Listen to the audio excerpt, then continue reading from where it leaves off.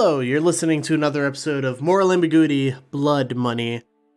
Josh could not be with us here tonight, so the role of Jack Dunnigan will be played by my best friend, everybody's best friend, William Shakespeare. His ghost, specifically. Anyway, that bad joke's out of the way. Let's do a recap. So, on the last episode, you guys explored Troll Skull Manor, claimed your rooms. Sonia found a bottle of wine that turned into vinegar, or that had been turned into vinegar. And Jack found some armor of smoldering. Just a set of leather armor with smoke that just poured out of it for no reason. The party then met with Brock's Fairkettle, a halfling spokesperson for the Fellowship of Innkeepers.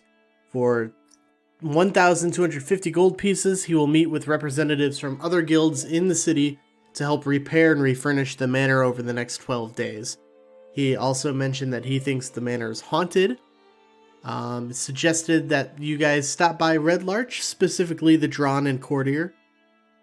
He also suggested that you get acquainted with your neighbors, except maybe Vincent Trench, the private detective, because he's kind of shady.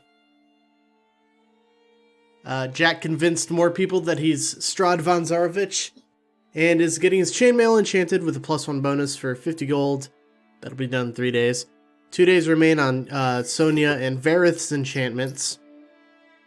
You guys then found the Waterdeep job/quest board in the center of Troll Skull Alley and accepted a quest to rescue a woman's son and daughter. What I have here listed as side notes are that Jack got loaned a set of chainmail from Crag for 3 days, and also 25 gold pieces as a sponsorship. That whole section was strange. So, as you can imagine, not a lot got done last episode. No, lots of bullshitting and character stuff. It was fun.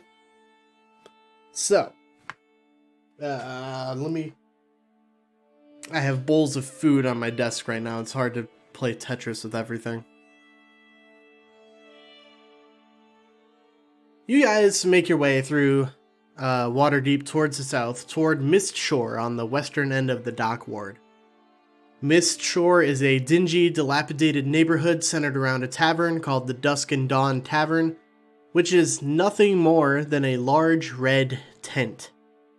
Karowyn Hucrele, I don't know if I'm pronouncing that name right.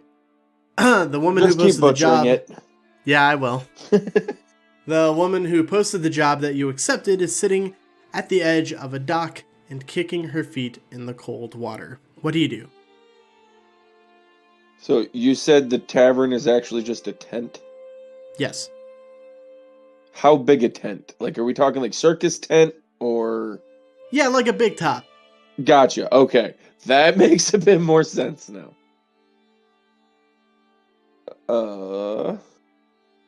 Well, guys, what do we want to do? I mean, I thought, aren't we going after these two adventurers? Yes. So, hey, you know what we should do? We should probably get supplies first before we head off into the unknown. That is definitely something you can do. But we're usually really bad at not doing that. But we can talk to her before we do that. So, like... Oh, yeah, we probably tell her that we're going to help her out. So, I mean, like, do we want to go into the tavern tent and get info, or do we want to talk to her, or what?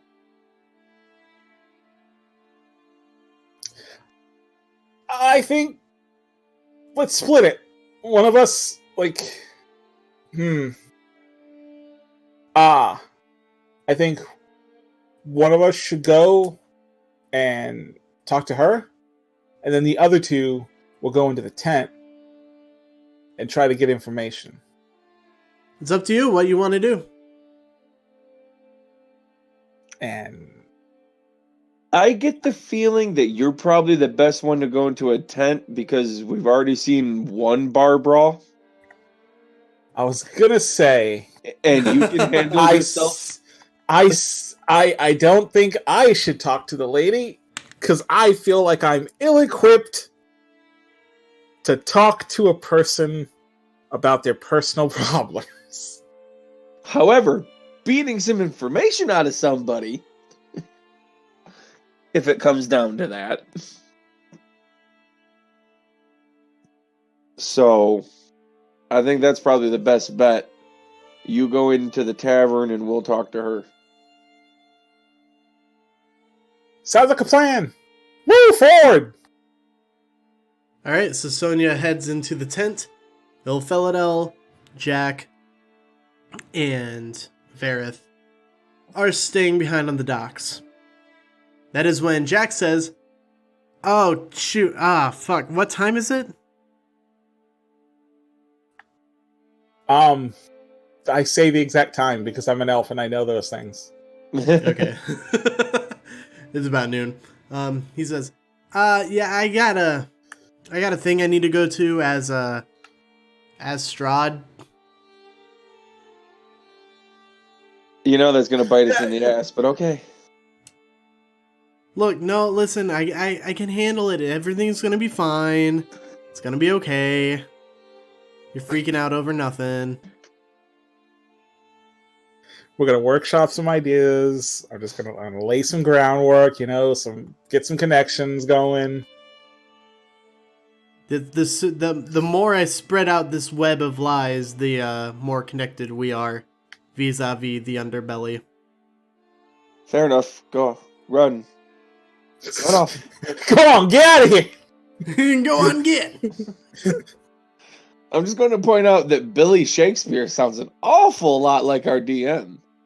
I know, it's fucking weird, right? I know, it's crazy. Oh no, the Ouija board is saying no, no, no, repeatedly.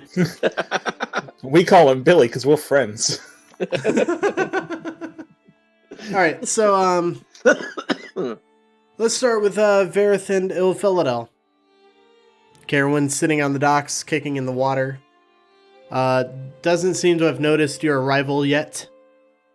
Yeah, neither one of us are the good talking type. Hello, meatbag. She just kind of looks up, turns around, and then as soon as she locks eyes with you, Ilphelodel, you see her, she's just kind of taken aback a little bit by your overall demeanor. I just have my head in my hand, like, oh god, this is where we're starting. And she says, Can I help you? Doubtful no one can. But we do have questions. Oh, is this in response to my job posting? Yes, it is. What would you like to know? I am an open book. What exactly happened? So my son and daughter Talgan and Sharwin, they heard talk of a fortress that fell into the earth long ago in the foothills northwest of a ruined town called Thundertree just outside of Neverwinter. As with any supposed lost strongholds, tales of riches and discovery bubbled up, and my dear children caught wind of it. I warned them against venturing out by themselves, but they're in their early 20s and not keen on listening to an elder's wisdom. All I'm asking is that someone bring them back to me safe, and I will reward 125 dragons each. If they're dead, then just bring me back the gold signet rings that they wear on their right hands. Anything else is yours.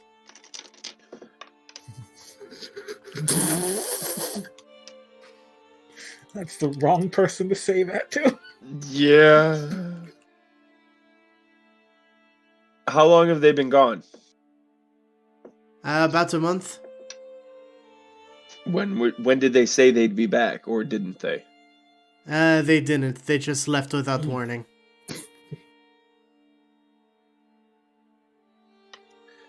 All right. Have you heard of the Sunless Citadel? Have I? You can make a history check. You too, Ilphelodel, if you want.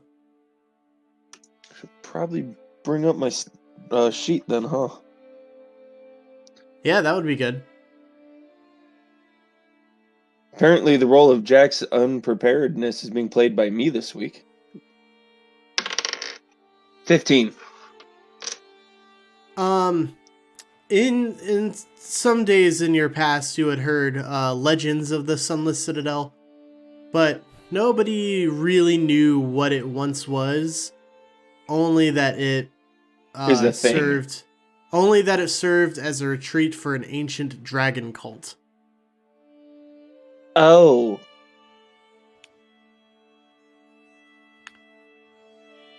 Well.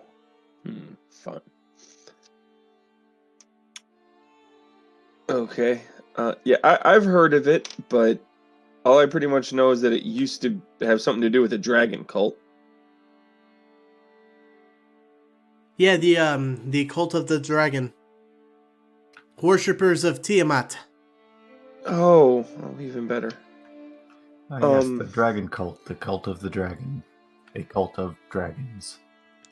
A dragon of cults. I don't think it could be. I don't think it's a cult of dragons. You hear along the wind.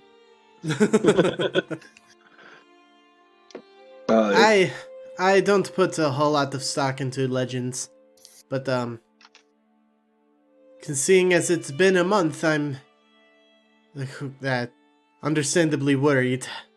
I can't go there myself. I can't fight. Out of shape. Do you have any other info that you think might help us?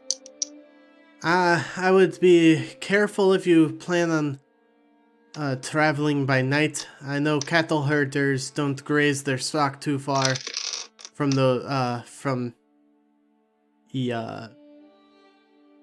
Thundertree. They're frightened by stories of new monsters that maraud in the night, and from time to time, cattle and people who have gone out alone have been found dead the next day bearing dozens of needle-like wounds. No one has seen these creatures that causes mayhem, and they don't leave a discernible trail, so I would bring some protection that can help you when you need to camp, or if you plan on doing anything in the nighttime. Well, then I guess the other important question is, we kind of need descriptions of what your children look like. Right. Talgan, he's a fighter with a longsword and a kite shield. And he's in his early 20s. He's got kind of a goatee, unshaven, kind of messy hair. Okay. When you see him, yeah, you'll notice him. He wears the emblem of Palor. Gotcha. And Charwyn is a wizard. She wears burgundy robes and a pointed hat. Again, hard to miss. They were traveling with a paladin named Sir Brafford and a ranger named Caracas. Alrighty. Well, if there's nothing else, I think we will go rendezvous with our companion in the tent. Sonia, while this is happening, you are in the Dusk and Dawn Tavern. Beneath this tent, it's kind of hot and stuffy in here, and it's full of just these ne'er-do-well types. None of them really regard you with anything other than just a cursory glance. What would you like to do? At this moment, Sonia kind of thinks to herself, I really wish I had asked Varroth about what it is I should be asking about. Okay. You know what? I can piece this out. So, did it say in any? It just said in the thing, like, "Oh, I need help with my kids." It didn't say anything about like where we'd be going or anything like that. It mentioned the town of Thundertree, east of Neverwinter. All right. So I gotta find out about Thundertree. You said it's very ne'er-do-well heavy bar, right? Yes. So like not a good place. A real high of scum and villainy, you might say. Yeah. Okay. Can I see if I can find someone who's pretty not super drunk, but like kind of close. You know, someone who's like, you know, A little tipsy? yeah, Pliable? Yeah. Sure. You find a halfling man, kind of with disheveled clothing. One of his pants legs is torn.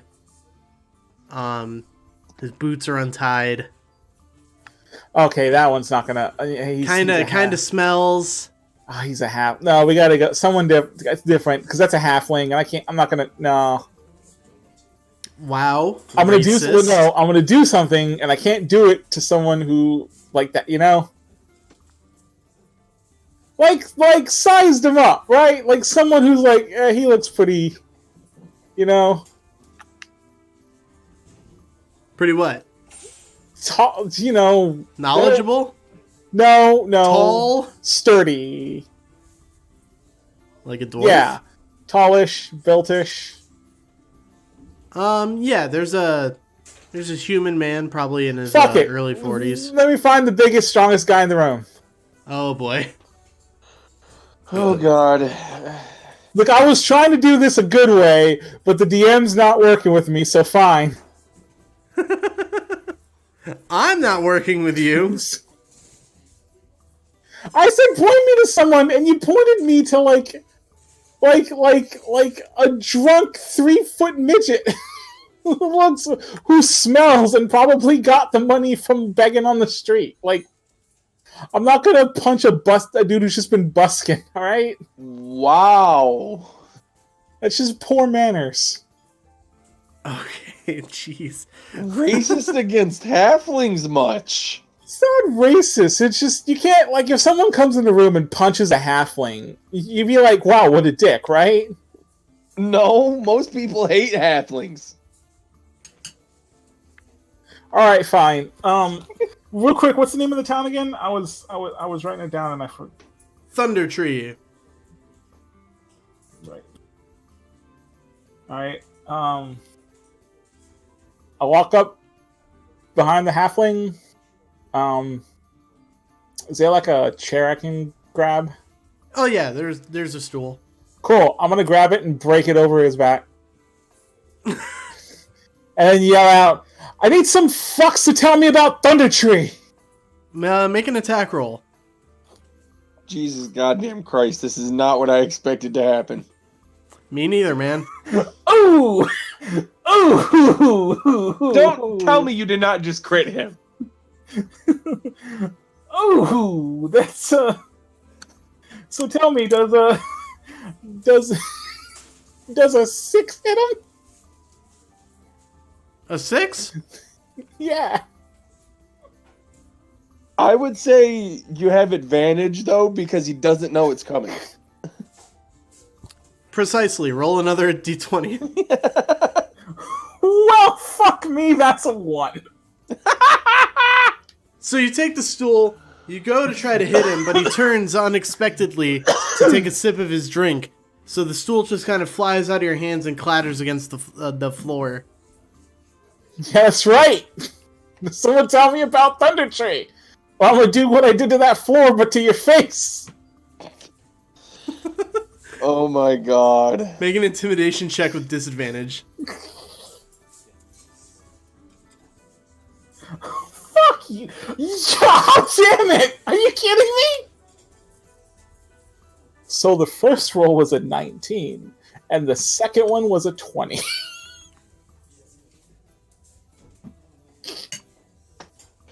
So you fuck up hitting the dude, but you seem crazy enough that you intimidate the entire bar. They looked at it and they're like, "Whoa, man, she was fucked up that floor, man." There's one of the human men towards the other side of the bar who's looking at you and says, "You talking about Thundertree?" Yeah, what you know, stranger? I actually used to work there about 30 years ago. I'm trying to get to it. Heard it's a rough place, rough town, you know? Well, ever since Mount Hotenu erupted, it's been a bit of a natural disaster. Within the 30 years it's been since the mountain erupted, that area has been plagued with zombies and just blighted plants. What the fuck? Did the mountain erupt like fucking necro energy instead of lava? Why are there zombies? I'm not sure. Perhaps you can ask the Black Staff. And everybody just kind of laughs. I slam my fist on I slam my hand on the table, and then when I move it, there's like 10 gold, and I'm like, "Tell me about the Black Staff." Okay. No, listen, I'm good with money. It's more it's who you're asking about. Let me find the thing. I don't care who they are. I'll mess them up. I'll punch a Black Staff. No, you Punch fucking it. won't. I'll punch it. I'll brain it. I'll brain it in the brain. Kelvin Blackstaff will fucking kill you with a thought. It should help you to know that there is a new Black Staff in town. Strahd was supposed to be something too. And then he met, and then he came to the gun show. Strahd also wasn't a fucking wizard that is considered one of the most powerful beings in the realms, so... A nerd's a nerd. Strahd went toe-to-toe with Mordenkainen, though. And won. But is it true? But isn't Mordenkainen mad? He was after that, but he originally... asterisk meta-knowledge here, but he went to Barovia to basically fight Strahd. Fist fight Strahd, throw down in the hood. But Strahd beat him, which he did not expect, and he pretty much is stuck in Barovia for like a year. I think it's like a magical madness that's cast on him. That's why you have to like use restoration to cure him. Yeah, but counterpoint, isn't Mordenkainen just a nerd who wrote a bunch of nerd books? I mean, how strong can he be, yeah? I mean Like that. Okay, that noise you made was really good. Just like a... Is Mordenkainen counted among Mistress Chosen? I know Elminster is. That's the kind of power level we're talking here. And for a short time, accidentally, Volo. I feel like Mordenkainen, even if he were of the power level for that, I don't think he's of the moral composition for it. Right. True. We're getting into lore you should know territory. Well, anyway, we're waiting for you to find the... Yeah, I found it. He says, the Black Staff runs the Blackstaff Academy at the School for Mages. She's actually the first person to hold the title of Blackstaff. And she is the High Wizard of Waterdeep. What else is there to know? Well, where do I go to meet this, You said she? Yes. Where do I go meet this lady? That's on the border between the Castle Ward and the Sea Ward in the cliffs of Mount Waterdeep.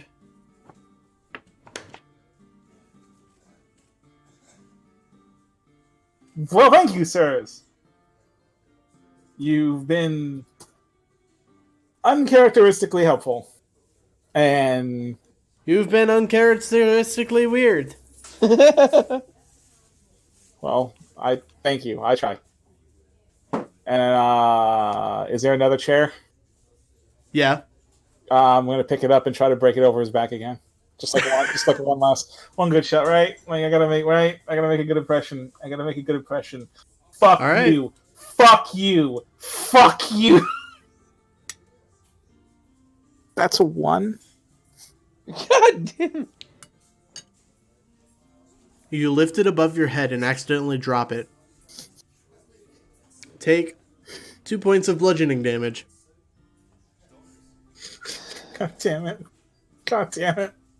Everybody in the tent just erupts with laughter. The laughter is so loud that Varroth and Ilphelodel, you guys can actually hear it. As we're walking up. Mm-hmm. Oh God, what did she do? Yeah, I'm just gonna leave. I tried. Look, I gave him the best And then shot. you see a very upset Sonia exit the tent. Sonia, what did you do? Why are I they got- laughing so loud? Because they're so scared of me. That's why.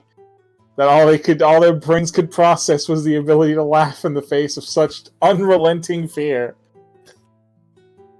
You don't even need to roll an insight check to know that this is bullshit. Fuck off. We're going to Big Stuff Tower, alright? Big stuff. Big stuff. Yeah, I got it. I know what we're good. We got there's this chick. Alright? Her name is Lady Deathheart, and she lives in Big Stuff Tower, and we're gonna go talk to her because she knows about the town that we're going to.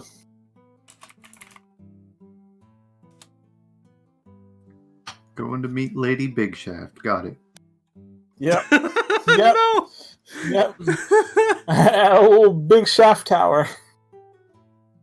This is gonna. I have a feeling Yeah, I nothing know. of what you just said was right, and this is gonna end up insulting somebody very powerful. But whatever, let's go. So, like, an average day in the life, right? Alright? But. And I take him to Blackstaff Tower. Castle Ward and Sea Ward, right? I'm reading up things now. You took this in a complete direction that I was not ready for. At all. Like, legitimately. I mean, you gave me the information. I don't know what you were expecting. You know, I did. So, you guys leave Mist Shore and you head north through the Castle Ward in the shadows of Mount Waterdeep, right along the cliffside. And in the distance, you see a squat black blot in an otherwise pretty ward. The edifice, humble as though it may be, looking at the place for too long, gives you kind of a queasy feeling, and the sense that you're being watched, almost as if the tower itself has turned an unseen eye towards you. Is it all of us or just me or what? All of you. Okay. The tower's main entrance is on Sword Street, and there is a gate, kind of around it. It's surrounded by a 20-foot wall with a wrought iron gate. The tower itself appears to be made out of a smooth black stone with no windows or doors. From the outside, Appears to be a 3-story stone tower. And there doesn't seem to be anybody outside. Sonia, where the fuck did you lead us? Hang on. I got this. No, I don't think you do, because this is really goddamn weird. Is there like you said there's a gate? Yep, it's closed and locked. I'm gonna bang on the gate and yell out, "Hey, we're here to see Miss Big Bottom Bitch."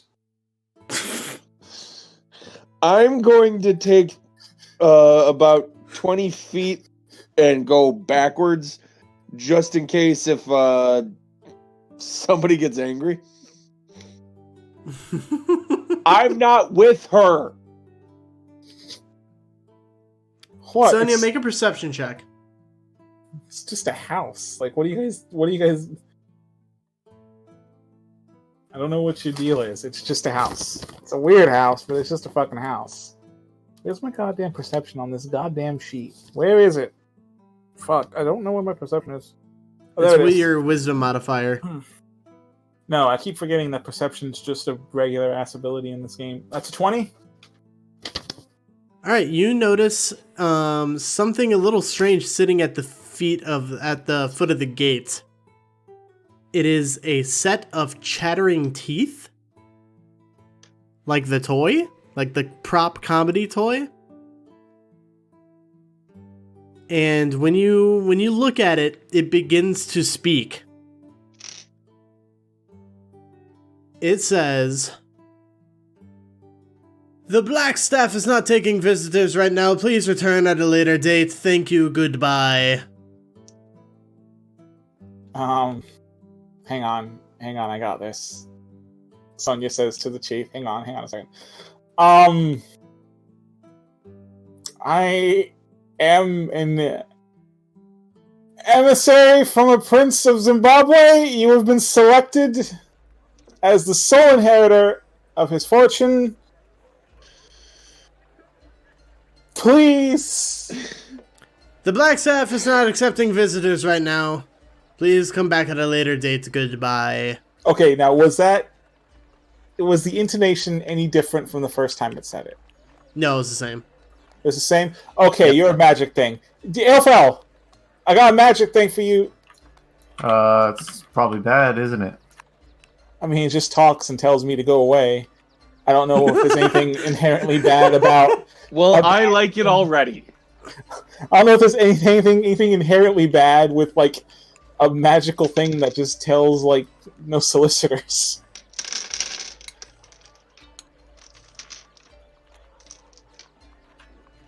So what am I doing? I don't know, magic some shit out of it. See if you can, because someone magic this, can you remagic it to, like... So, hold up. Mix with their magic so that you can magic it together? Fucking, I don't know. What do you want from me? I'm not a magician. Sonia, hold on. You're wanting us to break into somebody who obviously uses magic's house? They don't break in. Just, like, talk to them. Like if this thing is talking, then can't you talk to them? No, it could just be a message put in it. Well, then in that case, yes, I'm asking you to help me break into this house. You go ahead and get your ass fried. I'm gonna stand out here and laugh. Good luck breaking in, says the mouth. Okay, see? That's... Okay, so you're not a magic... Look, we're here to see her. Open the door. She's Fifi. not here right now. Go away. Where is she? You think I'm just going to tell you? Yeah? She is that dumb. Okay. Go away. Let me rephrase that. Ilphel, is this... Okay. Okay. So now my magic... Okay. So listen. Ilphel, listen. So there's clearly someone talking through this thing. Can you tell if this is like a range thing where it's like someone is talking and this is just a receiver, or if like this is actually like sentient? Can I? I don't know. If you want to detect magic on it, you can. If you want to Arcana check or cast Identify.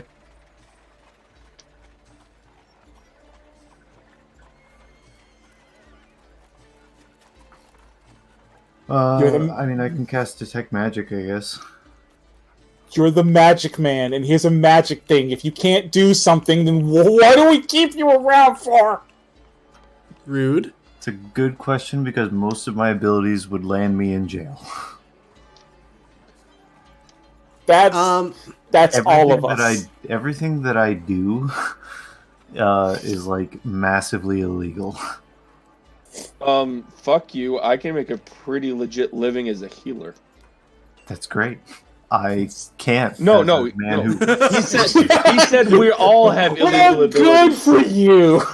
No, you said we all had illegal abilities. Fuck you. None of my shit's illegal. I don't think it's legal to shoot lightning in a crowded area, but that might just be me. When have I shot lightning in a crowded area?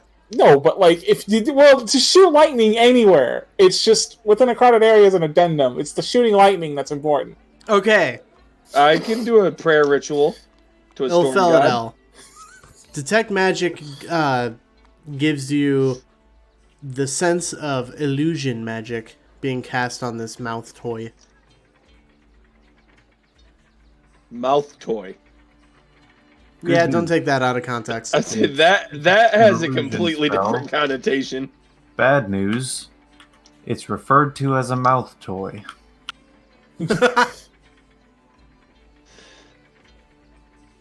Well, you're a nasty boy, aren't you? I say to the teeth. Saucy boy. Go away. Okay. Kiss my ass. So if I do something bad to it, do you think it's gonna care? Yeah. Whether it can do anything about that, I don't know, but I'd love to see it happen and see what it does to you. So have fun. I mean, is there a particular... All the things to get caught up on. Okay, look, Teeth. Just tell us where she went so we can find her, alright? And then she'll deal with us, alright? And in exchange, I won't shove you down the back crack of some fat half-orc. Like a really sweaty one. Have you ever heard of the demi-plane of Pandemonium? No. Then shut the fuck up and go away. Oh, so that's where she is. All right. Can we get there? No. Say to the other two. No. I've never heard of it. Not a traveling method the Jedi would teach you. So what you're saying is they Shut might up, consider Dark it to be. They might consider it unnatural. What is it? What's Pandemonium? It's one of the hells. Oh, there's multiple? 9 of them, in fact. Oh. Hey, can you talk to her? Can you talk to her? I say to the Teeth, can you contact her? I can. Okay. What do I have to do to ask you to ask her? What kind of transaction? It can be an amicable one. It could be one that ends up with you in a better spot. But if you be a dick, it could be a bad one where you end up doing it because otherwise, I don't know.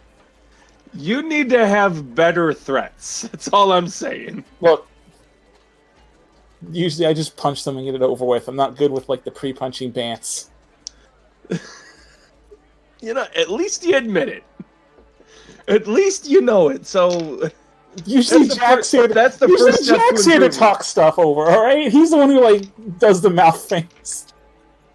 Does the mouth things.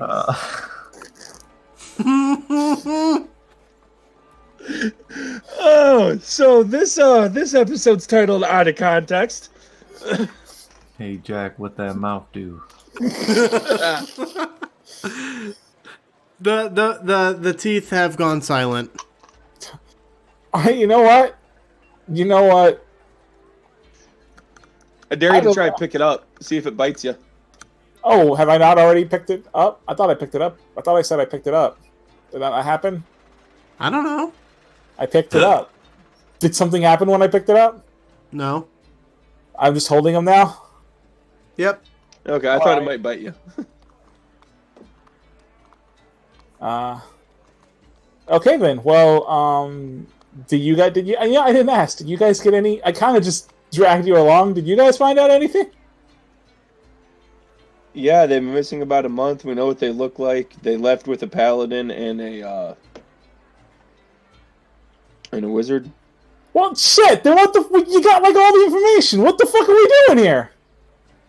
I don't know. What the fuck are we doing here? You're the one that brought us here. All right. I know that we need to go to I know we need to go to Thundertree. Did you guys know that? Yeah. Well then,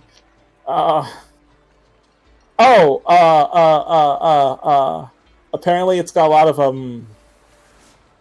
of bad stuff happening. A volcano erupted a couple years back, and somehow a volcano erupted made like ghouls and undead appear, and so the place isn't too great to be in. Hey, Elle, it's your kind of place. Maybe. So, Come on, it's the undead. We can restock the ghouligans.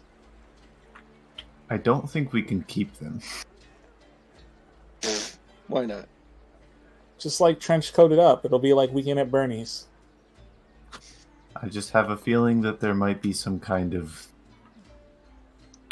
that there might be opinions had by the lawgivers. I mean, if they don't know they're dead, then there's no problem, right? Hey, look! Sonia will finally get to use her disguise kit. Yeah. Make him look human. Maybe. Just add a little blush to the skeleton. You look awfully pale. Oh, it's a new diet! And the skeleton just chattels its bones. Alright, so what's your plan, guys? Well, first of all, the teeth is now with me. I'm taking the teeth with us because it'll eventually tell us. The teeth is now with me. Good sentence. Yeah. So you're coming. You're coming with us until you do what I say. I've kidnapped children. I have no problem kidnapping a pair of teeth. At least you finally admit you kidnapped the child.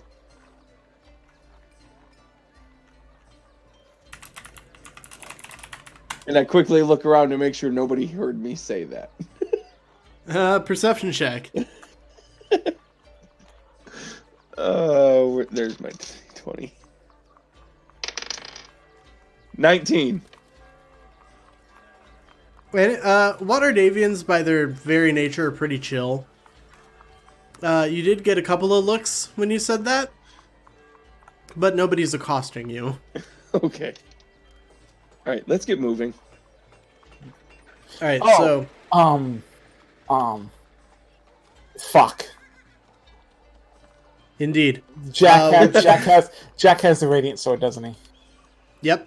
Fuck. I'm a cleric. We're good. Yeah, and I shoot radiant blasts. That just means I gotta. I can turn things. We're good. All right. So, do you guys want to shop for supplies first? Okay. Do you want to take your cart? Because you guys still have a cart. And I still don't have the list of shit that you looted from Strahd's castle. Can we say that We need to go over that. Can we say that We do. while using that cart, in the meantime, while they're refurnishing the castle, the people who are living there are Decorating? cataloging all the stuff we got from Strahd? Yes, but that I will require one of you to keep track of what you have. Yeah, I got a bag. But that way we can do it. We'll have it all later. I'll have it at some point, trust me. At some point.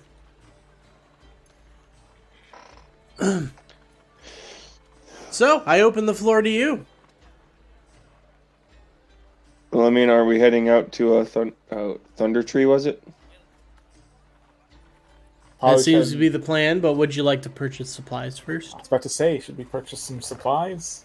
Well, I mean, let's go do that then. All right. Let me... We're gonna go through. I swear to God, we're gonna spend this entire episode, and then at the end, we're on our way to Thunderstrip, and that's where we're gonna. Wow, I can't believe you read my mind. I swear to God, I'm gonna spend as much time as I fucking can in this store, and you can't stop me. Hey, as long as this shopkeep has some drow dust, I'll be fine. You never bought any. I said as long as this shopkeep has some. Well, then buy some. You keep complaining. Can I speak now? Yes, please. Luckily for you guys, Blackstaff Tower is only a couple of blocks away from the market, where you see several of shops. Now, this is not the same market that was in the Trades Ward, where Crag's Smithery, Gore's Butchery, and Garrus's is located. No, this is the market! So, like, a different market? Yeah, they sell adventuring supplies and shit. Food, water. This is Anything more you like need. general goods as opposed to trade stuff. Yeah. This is more of just like, I need several ball bearings for some reason. Here, I have ball bearings. Like, you can probably buy weapons here, but it's not going to be the good stuff. Yeah, it'd probably just be stuff that was, made on the cheap, and then upcharged for outrageous prices. So we're at Costco. We are not at a certain mythical... It's not Fantasy Costco. Yeah. All right. We're at Fantasy Kmart. Fine. Fucking, if you want to be technical about it. The lights are broken. There's potholes in the aisleways. The blue light special light's constantly blinking, but there's nothing there. Man. Kmart died a painful death. Yeah, we have a fucking abandoned one. It All was a super Kmart, so it's like just a big dead building. It's creepy. So the market is a mixture of shops and just pop-up stalls. People selling anything from fish to fresh jewelry. Let me start that sentence again. Fresh fish, fine jewelry. There's a stall that looks kind of shady and is promising escort services. Nice. But anything here that's more on the mundane side you can kind of find. There are a couple of weapon booths, but again, it's just like cheaply made swords and weaponry and armor. There is one shop that kind of stands out from everything else, and you see the sign on the store. It says, Mildly Magical Marin. Gee, it's kind of done up in this green and gold livery. The green's really bright and the gold's kind of dull. So it's very garish. It's garish, but it looks like it's upkept with that in mind. It's supposed to look kind of just there, if you know what I mean. It's supposed to stick out. Yeah. In a crowd in a crowd where there's just a lot of people and every stall and shop kind of looks the same, that one is clearly distinct if ostentatious. Gee, I think that might be the one we need.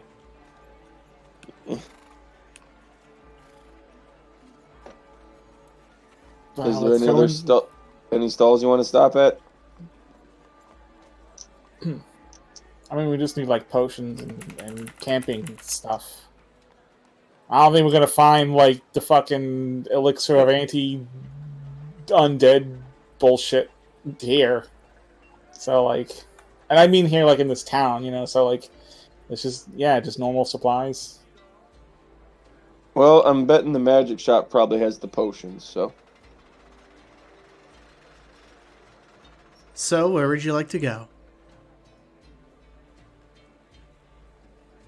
I mean, the fucking shit shop first. The fertilizer store? Really? Yeah. my begonias are looking, and like as she's saying that, Sonia's going to the shop and has just stopped what she was saying halfway through. So, are you going to Mildly Magical Marin's, or do you have anything in mind that you would like?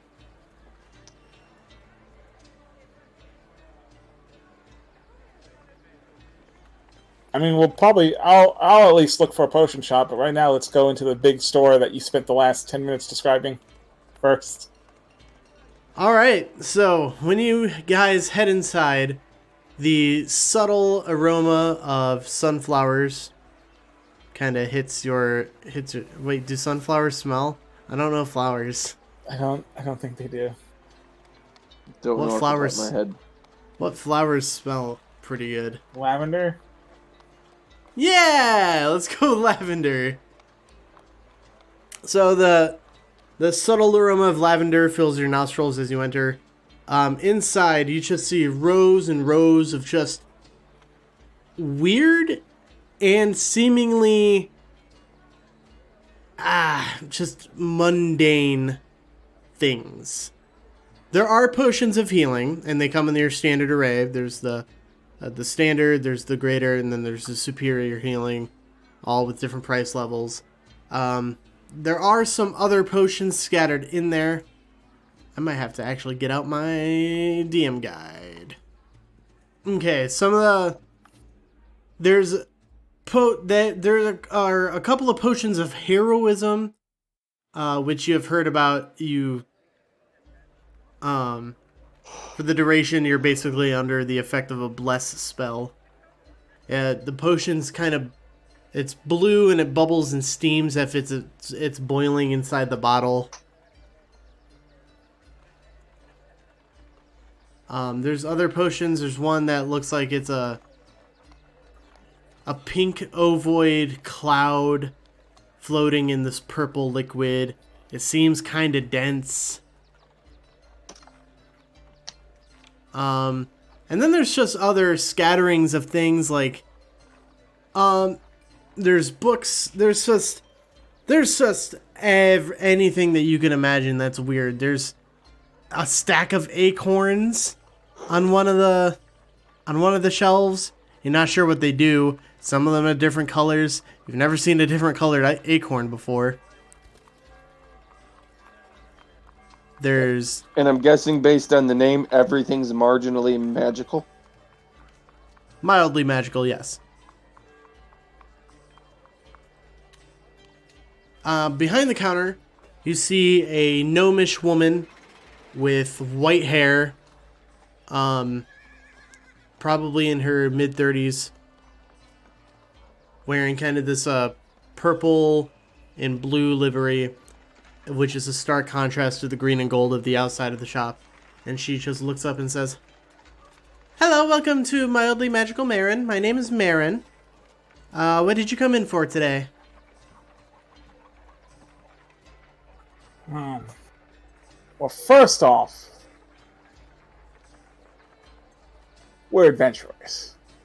And I got that impression. And we're going to be going on an adventure. As most adventurers do. Do you happen to have like Just a bag? play along. She's a little slow ever since she got punched by a golem. Me do words good. First off, do you happen to have a bag of holding? Yes, I have. I think I have 3 still in stock. Yeah. How much is that bad boy gonna run? At least one of those. Good fucking question. I'm buying me one, at least. Let me get out the actual Dungeon Master's Guide real quick. Well, we're making up for having like no dead air to cut out from last episode. All right, so you want a bag of holding. Yep. I don't know why, but that bit always makes me laugh. He's And dead. then there's Chunky. He's dead. I don't know why. It makes me lose my shit just because it's so boom. Out of nowhere. No, I know what you mean. For a bag of holding, it's going to, I have them priced at 200 gold apiece. Yo, you said you had 3 of them? Yes. Yo, do you guys want one? Probably not a bad idea to have. Okay. I would think it's an essential adventurer's piece of gear to have. Yeah. You know what? I'll spot you guys this time. I'll go ahead and buy all 3 of them right now. Alright, she produces these leather satchels. They kind of look like messenger bags. They have this blue and red triangle pattern around the trim. And the face on the flap, it looks like a face. But with kind of squinting, pure white eyes and kind of this knowing smirk. Well, that's not unsettling. I also have a bag of beans. Beans. What kind of beans? Well, if you remove a bean from the bag and plant it in dirt, then water it, about a minute later, a random magical effect happens. Well, fuck. How many of these beans you got? So you're trying to sell us magic beans, is what you're saying. I'm just saying that I have them. I think I've heard of this racket before. I see no problem with this. Ma'am, will you take this cow in exchange? All of a sudden there's a cow. When did we get a cow? Brr.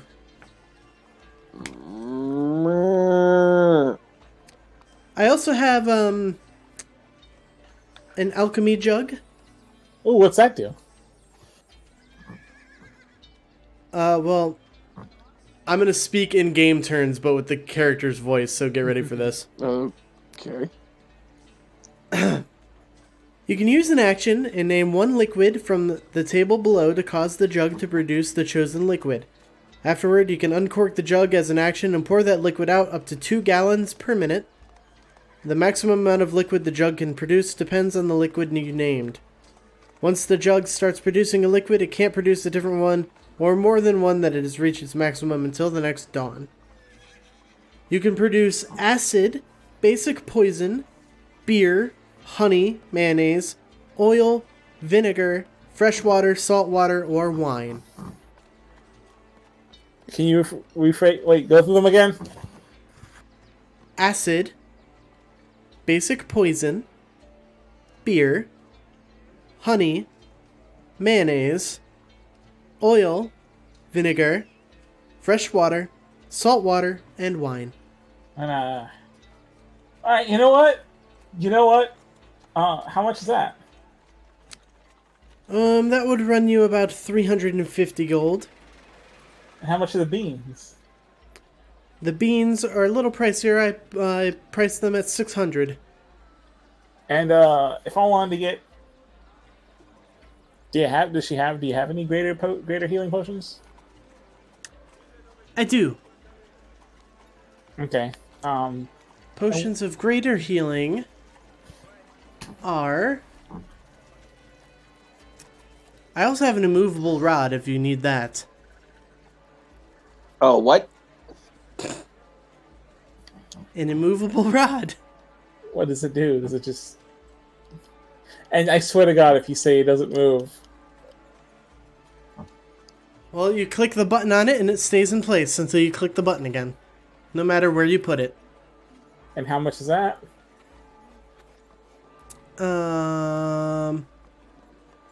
I priced that at 250. The same price as the greater healing potion you asked about. And how many of those you have? I have 2. Okay. And how much are those acorns? And what do they Oh, do? the acorns, right. When you throw them onto the ground, they immediately grow into a 20-foot tall oak tree. All of them? Just immediately? Yeah. Hot damn. How much are those? Those are 100 gold. For the whole lot. And is there any other magic stuff you got? Anything that's like, ooh, hey, look at this, look at that, look at this. Oh, yes. Have you ever heard of a bead of nourishment?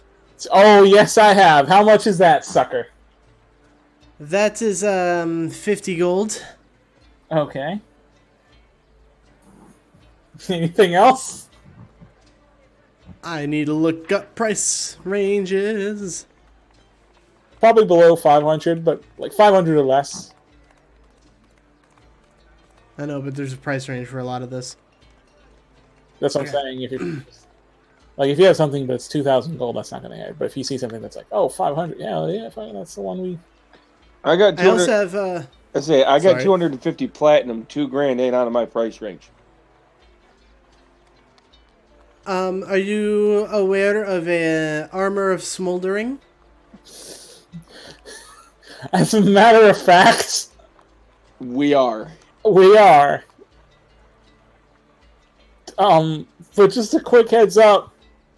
Does it do anything else besides that? Nope. Nope. Nope.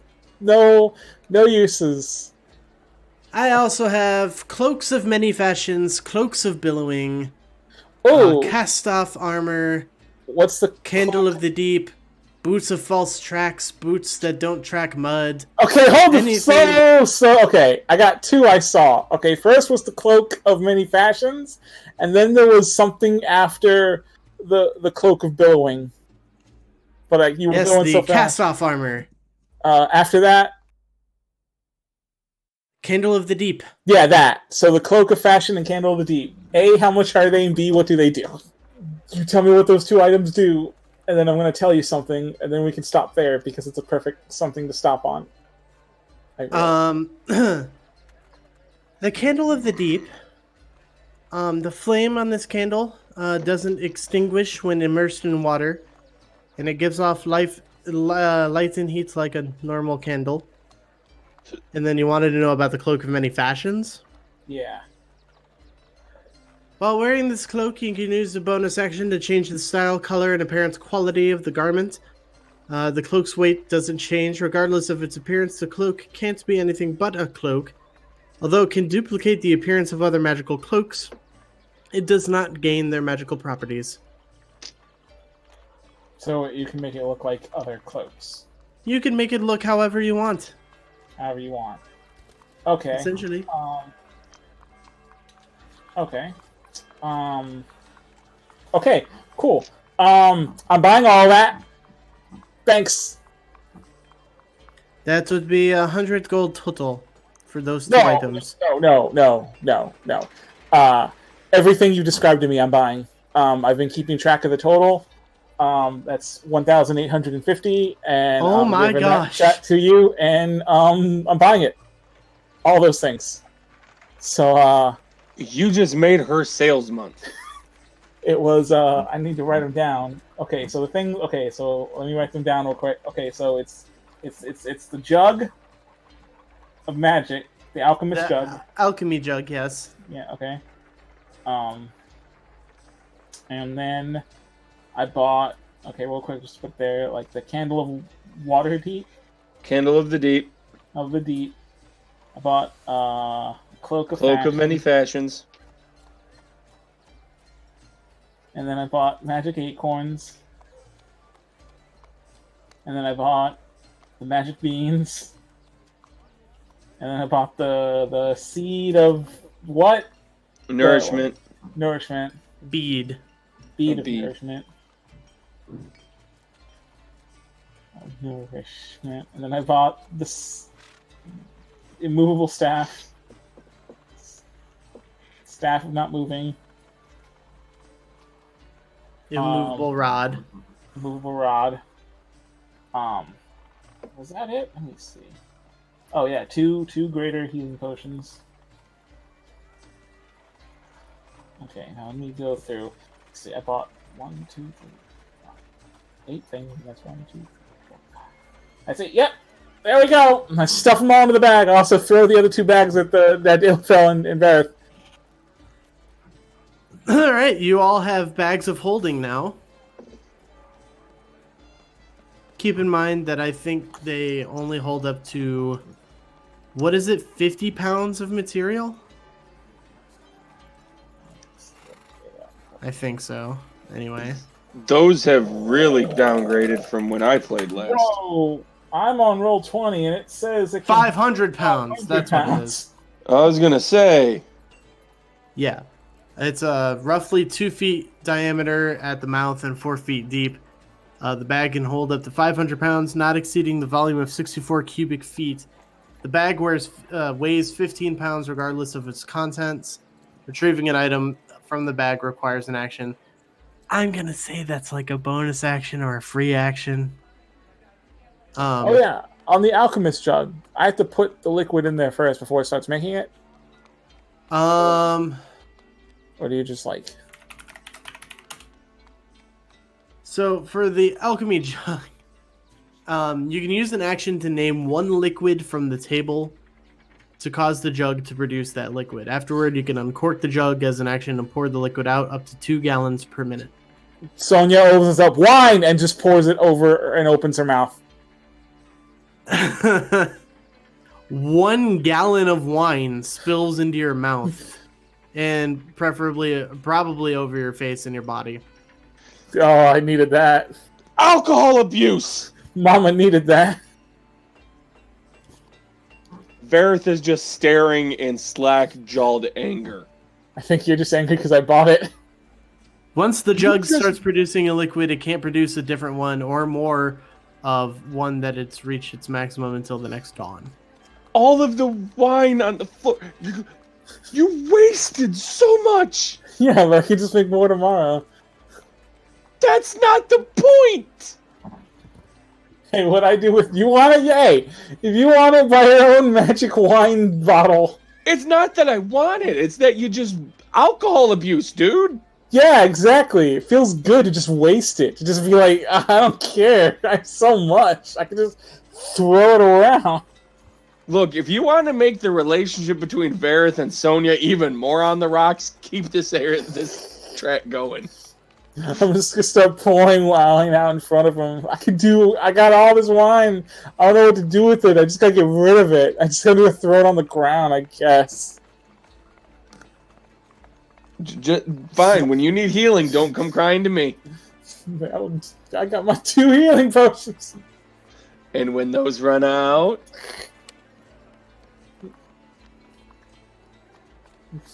I don't care, I'm rich. Ilphelodel, do you want to spend any time perusing the wares? Not really. There's not really anything I need. Not anything that will assist my practices. Okay. So you guys are heading out then? Yep. All right. And we'll pick this up next time. So originally we were just going to leave this as a short, about an hour, 10-minute long episode. We had to cut it super early because I kept having technical issues, and also I was super scatterbrained throughout the entire episode. So what I decided after we ended this recording is that we would make it a special kind of 2-parter episode. That's why I'm breaking in at this point in the podcast, and reward you guys with a 3-hour episode. So, or at least near 3 hours. So we recorded again on the Thursday after our normal Sunday recording sessions, and we did a whole other 2 hours, and we got Josh back to play Jack. So yeah, I hope you guys enjoyed the rest of the episode. Thank you guys so very much for listening to our podcast in general. I love you, and I'll speak with you again soon. Oh, holy shit, Josh is actually here. Hey, welcome back, buddy. This is like 4 days later. I don't know what you're talking about. I slept that whole night. I had a really good sleep. Fuck you. Kayfabe, motherfucker, keep it. I slept really well, actually. So, just to catch you up to speed, what you were doing when we recorded on Sunday was you were convincing more people that you were Strahd. That sounds like something I would Or do. no, what the exact words was, I have a thing I need to go to. Was it just a dinner? Was it just a function? Maybe. That's what I was saying. I say looking exactly like Dracula. So you got invited. You gotta socialize. You gotta mingle. So you guys gathered your things, gathered some new supplies. Are you guys taking your cart? Because you had that cart. Do you want to take it? Do you think we'll need it, guys? I mean, do you want to? How far away is the city? It's up near Neverwinter, so it's pretty far. So do you want to walk that whole way? I would say, like, looking at the map, at a fast pace, you could probably get there in about 2.5 days. Walking? What, walking? Yeah. Yeah, fuck that. Wait, we're going to Neverwinter? Wait, what? Excuse me? No, it's near Neverwinter. Oh, right, the mission. Right, okay. Yeah. It's, you're going to a lost stronghold that had sunken into the earth northwest of Thundertree, and Thundertree is just west of Neverwinter. Now, I don't mind walking, but one of you is wearing armor, or at least like gear and shit, and the other one's a weak magician boy. So I don't know if like long distance stamina battles is your thing. Wait, am I not here for this? No, you're fucking doing Strahd shit. Oh, okay. I was confused. I thought you picked me up afterwards. At any point, No. you can meet up with the gang and be like, "Hey, I'm back." Okay. I will tell you when I decide to do that. All right, I'm going to commit a podcast soon. Okay. Yeah. Rip it. You grip it and rip it, baby. God. All right. So you guys load up your cart. Wait, did you say you're taking it? Are we loading up the cart and move to Beverly? Stop. Wow. Just give me a yes or no answer to this question. Maybe.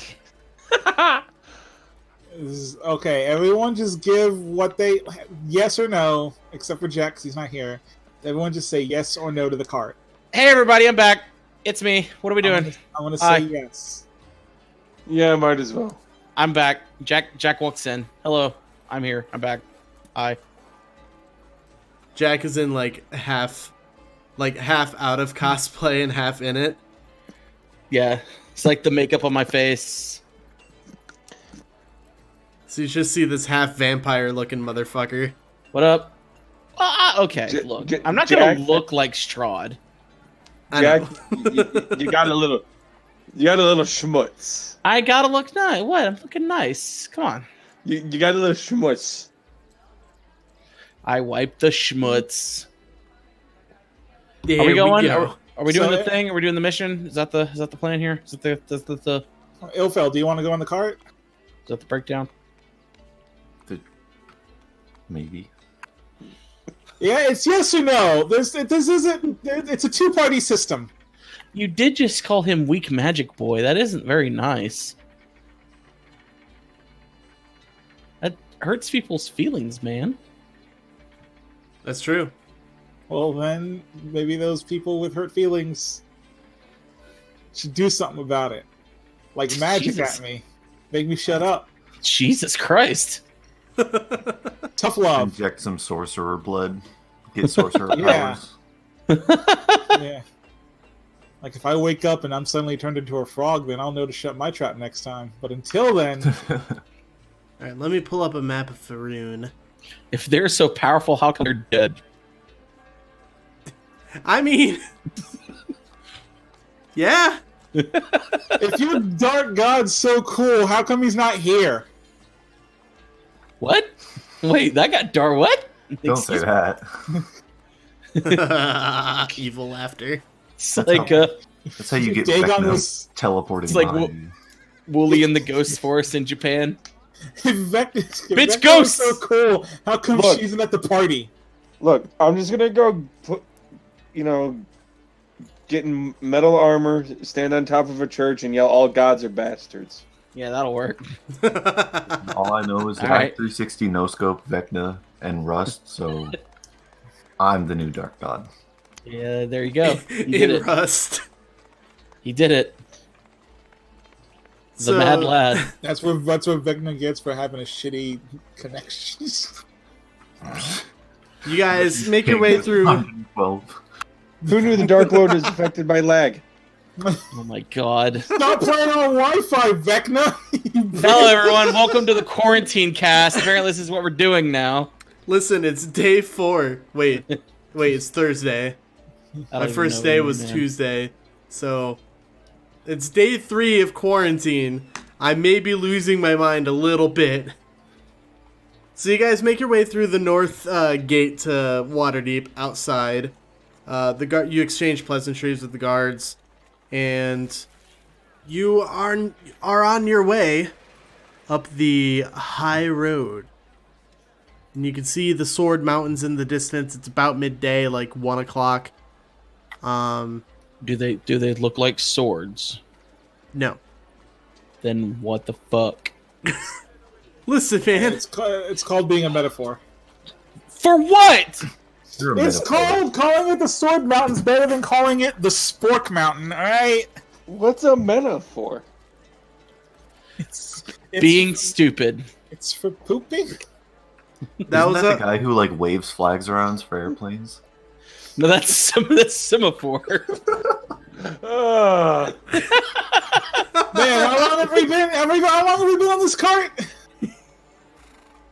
not even 10 minutes. Oh, it's gonna be a long journey, man. It's Oh, going to be boy. one of them episodes. I mean, it Oh. matches with the first half. Yeah, Anyway. Right? So, Semaphore. the winter hasn't completely left. It is early spring, but you still see some snow piles, and there's kind of a chill in the air as you make your way up through the flatlands that are just north of Waterdeep. And after about an hour or so, or maybe a couple hours, around like 4, you actually reach the foothills of the Sword Mountains along the coastline. And I need you all to make perception check. Just open up roll 20. Josh, I swear to God. No, I had it. Nah, I'm kidding. I had it that time. Okay. I'm just being silly. I got a 20. That's a 17 for you, boy. That's a 14. 19. All right, so Varroth and Ilphelodel, you catch just slight flashes of something kind of a deep purple, just like no, don't no. Okay. No, I heard his scoff, and I know exactly why he scoffed, and it's killing me. That's deep lore. We'll have It's to tell the you some deep other time. lore. So you catch something of this dark purple fur, kind of bouncing in between the bushes along each side of the cart. And from your count, there are multiple of them. You're not sure quite how many, and anytime your eyes lock on, you feel like you're not actually looking directly at it. Like you're maybe looking at it maybe just an inch off where it actually is. Hmm. Oh, not what I thought it was at first. And then one of them leaps out of the bushes and attaches itself to the cart. I need you to roll initiative. Jesus Christ. 17. Wait, I need to open the initiative counter. Where did it go? 15. There it is. 15. 55. This might be one of my lowest initiative rolls ever. 14. What you say? All right, so Varroth, what did you roll? 17. 17. Ilphelodel rolled 15. Should have roached 15. Sonia, what'd you roll? 14. That's a 15 for old Jackie boy. Wow, that is low for you. I think in a rare turn, is Varroth first? Yeah. Holy shit, what? Varroth gets to do something. Depending on what these creatures roll Oh, that's for their fair. initiative. I need to roll a few of them.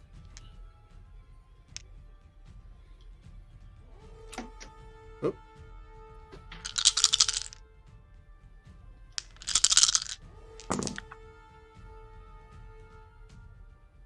Ooh, boy. Let's see here. That's a 5. Mm. That's not gonna cut it. That one's a 3. 3. A combination of 3 and 5. Simply stunning. Now, what did you wager? Texas with a $sign. God, I fucking love Celebrity Jeopardy, man. it's pretty great. Burt Reynolds. Below. That's not my name. Turd Ferguson. God damn it. Oh, man. Well, it turns out you actually wrote a number down, which means that you've technically won. And what did you wager? Suck it, Trebek. All right. What was it? You won. Write anything, and you wrote below. You won. Congratulations. Don't you want to see what I wagered, friend? Me. Below me. I don't get it. Of course you do. Okay, so the first up to go in initiative is actually one of these creatures. Oh no. And What is it? Well, you can make a nature check. Or you can kill it. But it's 17. this panther-like creature with 6 legs and God damn it. Yeah, that's what I thought. 2 tentacles. Okay. 2 long tentacles coming out the front of its shoulders. Oh, it's a coral. Got it. Coral. Yeah. Yeah. Also, when you say purple thing and then you say it's panther-like, I feel like the panther-like should have been the first thing to notice. And then the Are we purple, talking maybe. Panther the cat or Panther the bird? Varroth, you recognize this as a displacer beast. Yay. Excuse me, I think you mean coral? That is a coral, my friend. Yeah. Is that a Pathfinder thing? That's No. a Final Fantasy thing. I think we've Which literally... I'm getting major deja vu. I think we've literally had this conversation before. Because what you're describing, it's not even like a joke. What you're describing is literally that. Yeah. All right, so give me a marching order. Who's in the cart and who's outside driving it? I'm just assuming you got horses. Don't even worry about it. I am laying down in the cart with my my rucksack under my head, just kind of relaxing. I would probably be one of the ones on a horse. I'd say I'll be driving it. Okay. Ilphelodel? Yes. There's a horse and a All cart right. in the back of the cart. Which one? Oh, I am definitely in the back of the cart. Oh, it's me and Oh. Ilphelodel in the back of the cart. Are we making out? No, you and a Philadelphia, but nerds in the back of the cart playing Magic.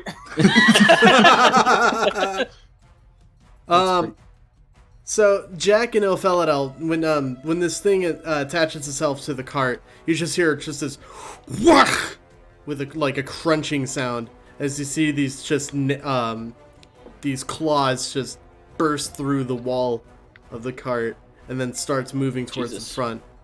Varroth, it's going to try to smack you with one of its tentacles. Oh, yippee. That is a 23 to hit. Yeah, that does it. Alright, so you're going to take...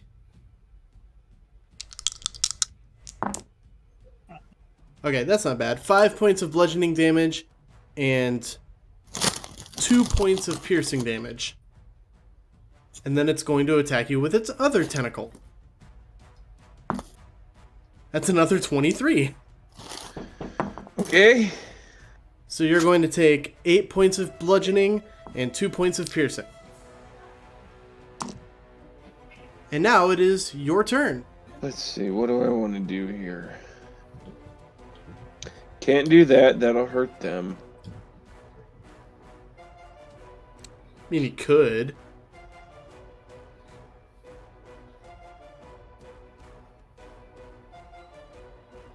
Alright.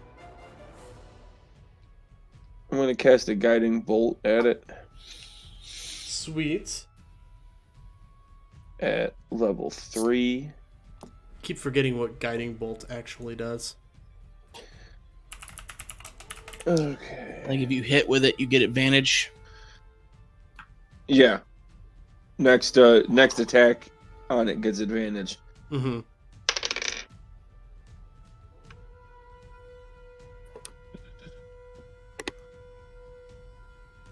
$21. 21 definitely hits. Alright. So, 1, 2, 3.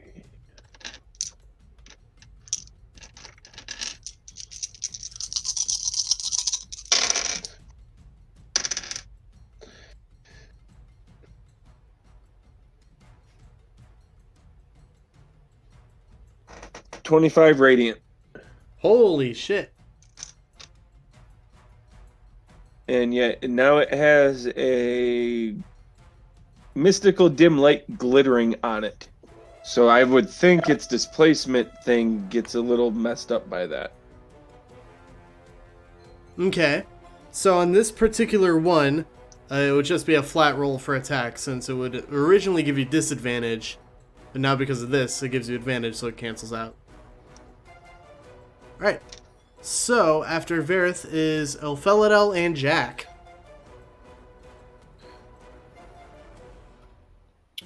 I think Jack's going to use the bonus action to whip out the Sun Sword. And was the one on the cart the one that already went? Yes. Okay.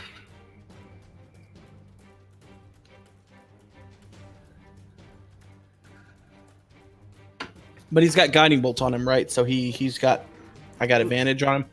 It's flat roll. Okay.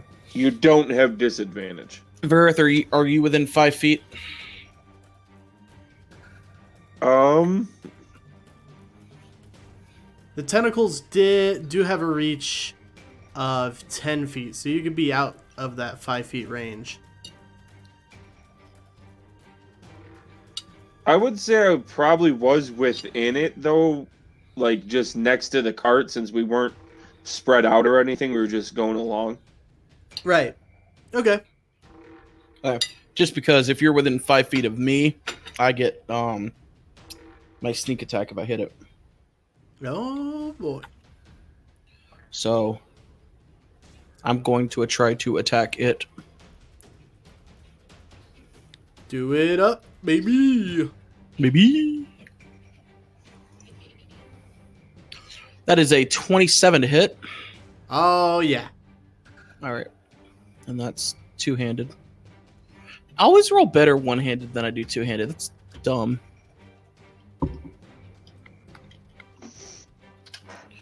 And that's 13 damage to it. Radiant. All right. Ilphelodel, what would you like to do?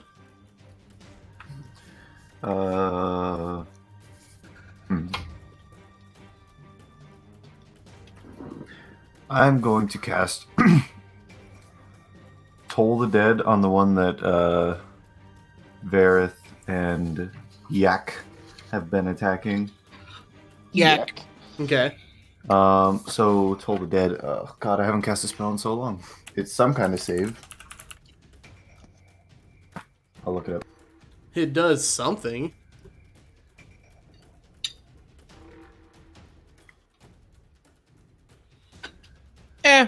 Roll some dice. You did some damage. You win. Great.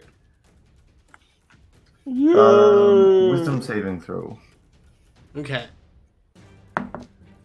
That is a 17. Well, nothing happens. Great. Cool. Fun. Go next. All right. Next up is Sonia.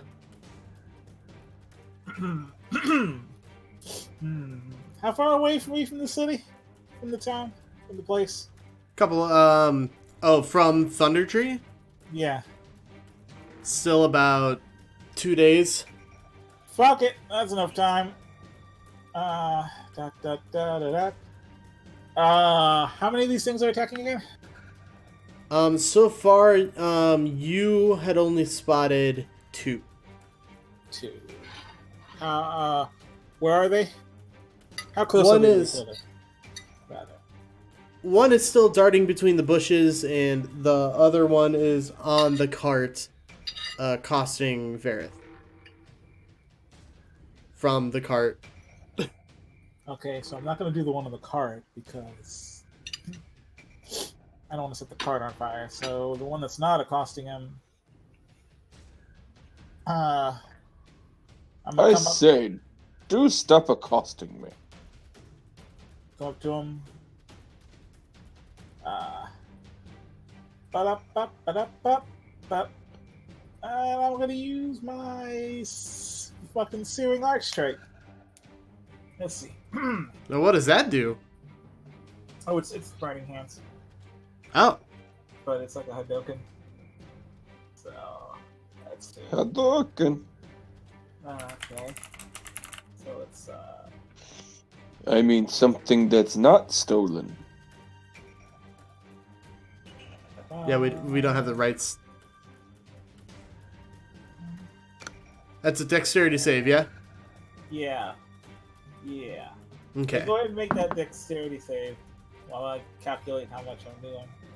That is 20, not natural. Well, so it's only gonna take half. Okay, yeah. Yeah. Alright, let's see what is it again. Fuck. I have it here.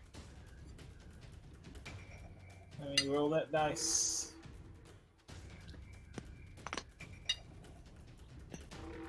Okay. So 4 fire damage. You watch as the flames lick out over this creature and seem to not affect it at all. Oh boy! Immune to fire? And then so that was 2 key points. Now I'm gonna use another key point to disengage. I would say, what? Yeah, okay.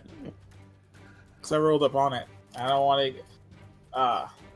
So, did you just, like, leap out of the moving cart and then cast Burning Hands? Yeah. Yeah. Okay. I ran If, like 40 feet. So I was like, I'll just get right up on him. 50. at any point, let me know if you stop the cart. No, that's fucking. You know what? Oh, better yet? No, I don't disengage. I use my bonus action to dash and jump back onto the cart. I have a range of 50 feet. That bonus action dash doubles it to 100. Don't matter how fast that cart's going, I still caught up to it. I want you to make an acrobatics check. Jesus Christ.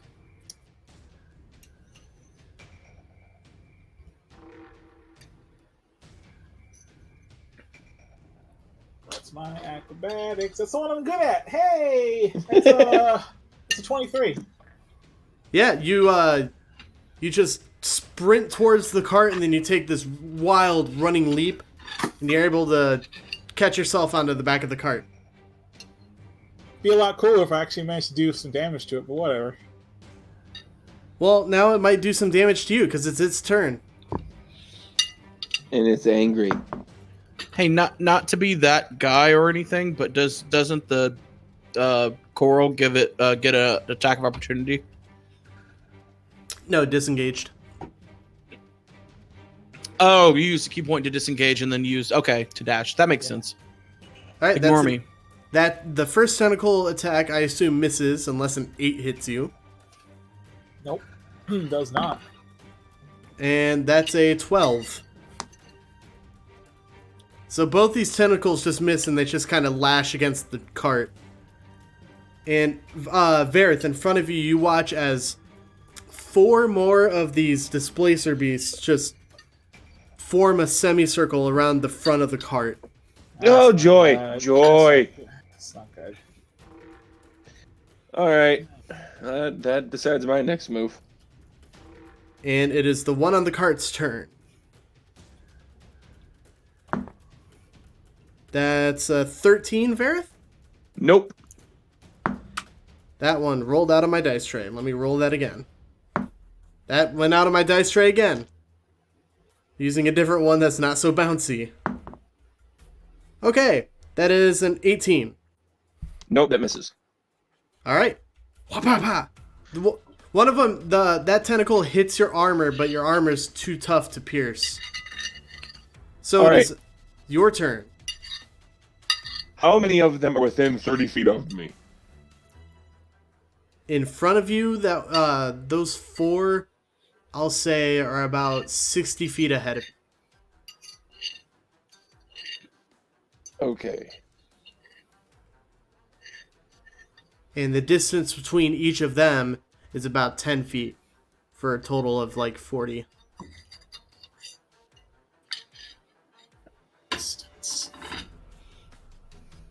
So the most I could do is hit 3 of them. Because I'm assuming since I'm on horseback, I could get up to them. Oh, God, Yeah, it's you could. hot here.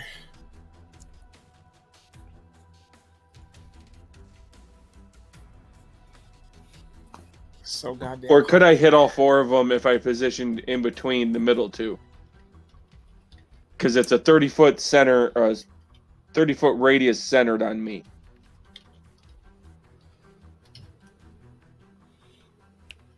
Yeah, I think you can. All right. Then I gallop up in between up there, and I'm casting Destructive Wave. Ooh. Okay. Now, what does that do? They have to make a Constitution saving throw. Okay.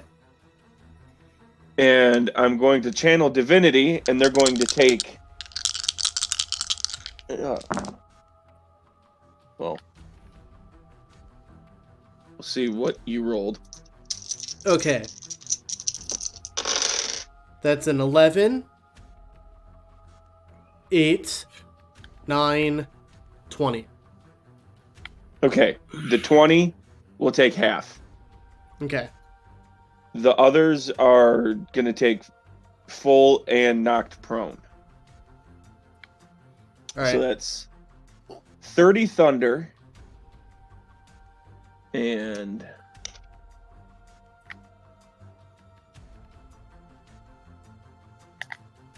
and 19 radiant. Their bones liquefy.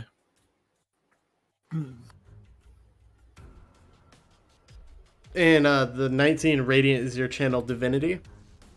No, the channel divinity is the maxing out of the thunder damage because it's 5d6 thunder and 5d6 radiant or necrotic, my choice.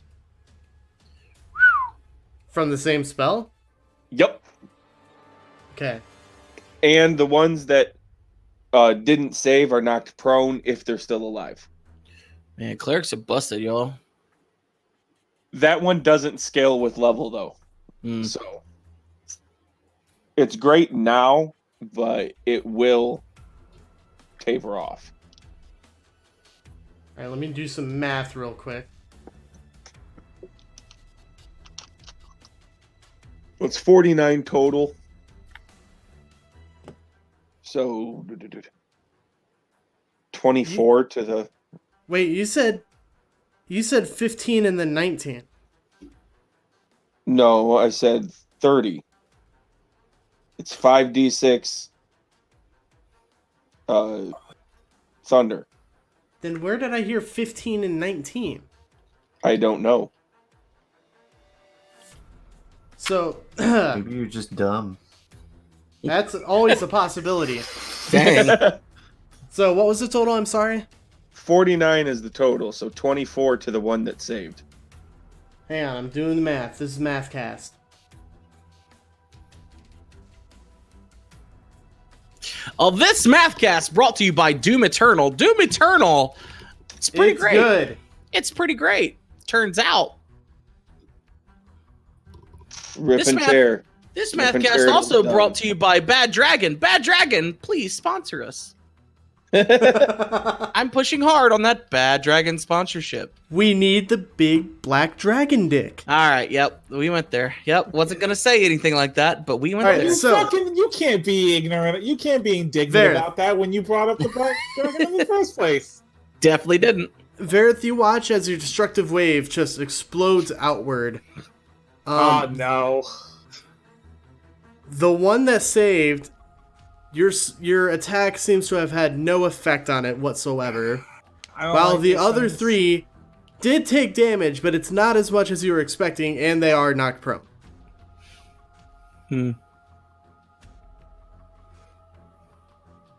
What So- does knock prone mean?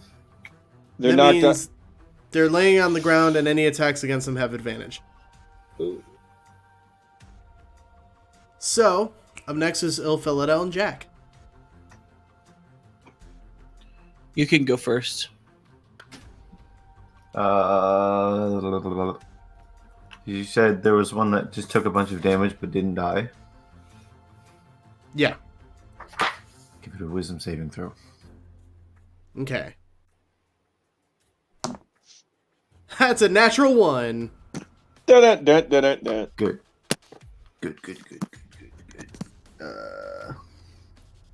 Damage time. Did it died? We're gonna find out. Which is our little brain dude with us still? Well, he might die. That's 22 necrotic damage. Okay. He is still alive. Bitch.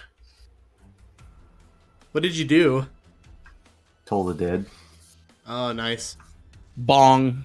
Bong. Undertaker bong. You know, a lot of bongs go bong, and some bongs go. Maybe next time. Wow. Maybe next time you can outsource the sound effects to someone. Definitely not. Might be a good idea. Nope. Who the fuck is Jack, what would you like to do? 2 questions. Number 1, if we stopped moving. I'm going to assume yes. All right. Number 2, did I have time to get my enchanted armor? No. No, it is not done yet. You are wearing the sponsorship armor from Crag Smithery. Was that just a standard chain shirt, or is it enchanted? I forget. It was just a standard chain shirt. Okay, that's fine. Jack begins to cough, Oh? and you see this like noxious smoke start coming out of his mouth, and Oh. he makes this like noise as it like this gross like black and green smoke pours out and begins to encircle in a 20-foot radius, catching as many as he can within 20 feet. I want to hit the ones that Varroth hit last time. I'm casting Stinking Mhm. Cloud. Oh, shit. Okay. So it's a 20-foot radius sphere. I assume it's going to hit the 3 that Varroth hit, right? A 20-foot radius sphere. Yeah. So if I hit one in the middle, there's 10 Right, feet yeah. on one side, 10 feet on the other side. Mm-hmm. So I would hit those 3. All right, what kind of save? It is so the cloud spreads quarter says each creature completing this sphere at the start of his turn must make a Constitution save against the poison. On a failure, the creature wastes its action this turn. Creatures that don't need to breathe or are immune to the poison automatically succeed. So their next turn they have to make Yep. to save. Okay. A wind of at least 20 miles an hour disperses it after 1 round. A wind at least 10 miles an hour disperses it after 4 rounds. And then I'm going to say, hey, that's weird. And that's going to be my turn. Sonia! You just watched Jack fucking spew this stinking gas out of his mouth At towards least it's the coming out of displacer his beast mouth in the this front. time. Okay. Farts. I got the I meant his farts. pee-pee hole. Oh! Ew, Oh! what? Oh! Listen, ball gas is Disgusting. not real, no matter how many times people tell you it is.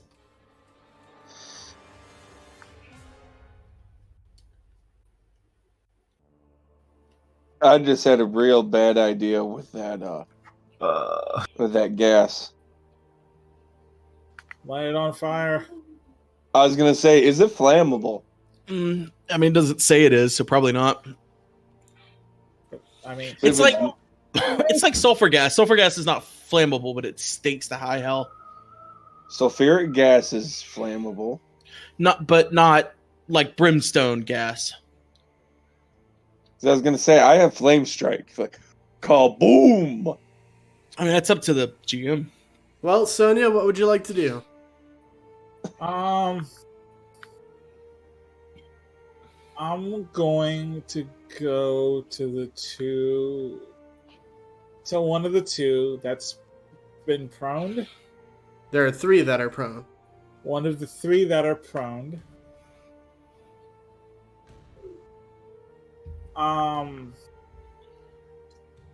And I want to try to punch one. Okay. Flat roll, since you would have advantage, but you would have disadvantage also because of the displacer beast's ability. So it's just a flat roll.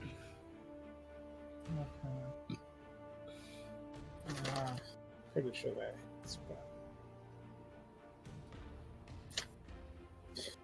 Fuck. That's a. Damn. Wow. That's really what my bonus to attack is? Damn. Okay.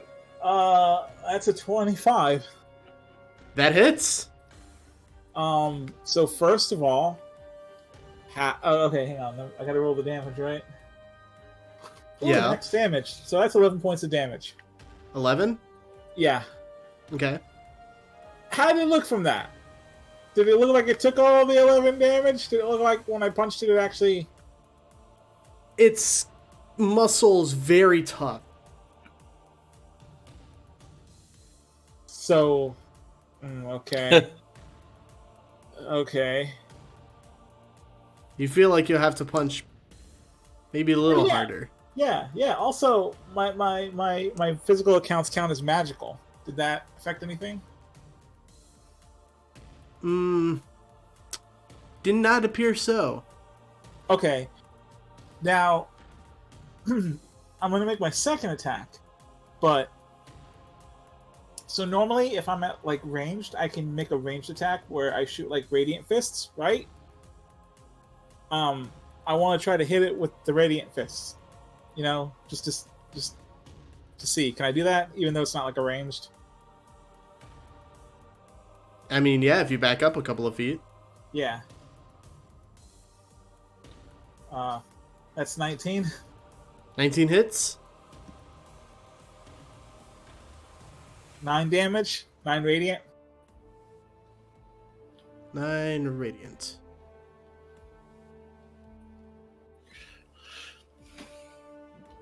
All right. And how'd that look?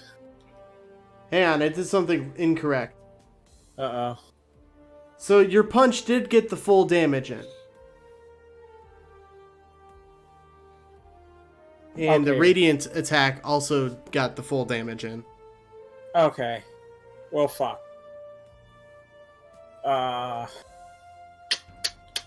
They're prone. They're not going to be able to, like, counterattack me, so I'm good. Well, it's its turn. Oh, do yeah. anything. Prone just means it uses half its movement speed to get up. It can still attack. Oh, no. I forgot about this. Okay, I'm going to use a key point to take the dodge, bonus action to dodge. Okay. This Displacer Beast is going to use half its movement to stand up and lash out with its tentacles. No, it's not. It's going to make its saving throw. Yes! And that was a 9. Yeah, that don't do it. He don't do shit. He can stand up, but he can't act. Like, he can move, but he can't act. Wait, Stinking Cloud, what? He loses his action for the turn. Each creature completely in the cloud, start of his turn, must make a Constitution save against the poison or fail. The creature wastes its action. Oh. So it can still move, but it can't act. Alright, it's gonna move its full 40 feet of movement out of the cloud. It's 20 feet. My bad. That's probably It's gonna smart. move 20 feet in one direction out of the cloud. Oh, Alright, so I would say the downside to that, by the way, guys, is that the cloud does heavily obscure the targets. So the next one's gonna stand up it's going to be hard to see them. and rolled a 19 on its constitution. Yeah, that'll do it. Alright, so it can attack? Yeah, Alright, Sonia. I'll let it this time. Huh? That's a 22 to hit. I am dodging. Oh, that's That disadvantage, means yeah. It's disadvantage. Okay, that's a 13. That's not going to do it. Well, I rolled damage anyway before you said that. You're not going to take any, but I do want you to know that I rolled a 1 and a 2. So, wouldn't have mattered. All right, That's fine. Hey, that third one's going to get up. I mean, it's going to...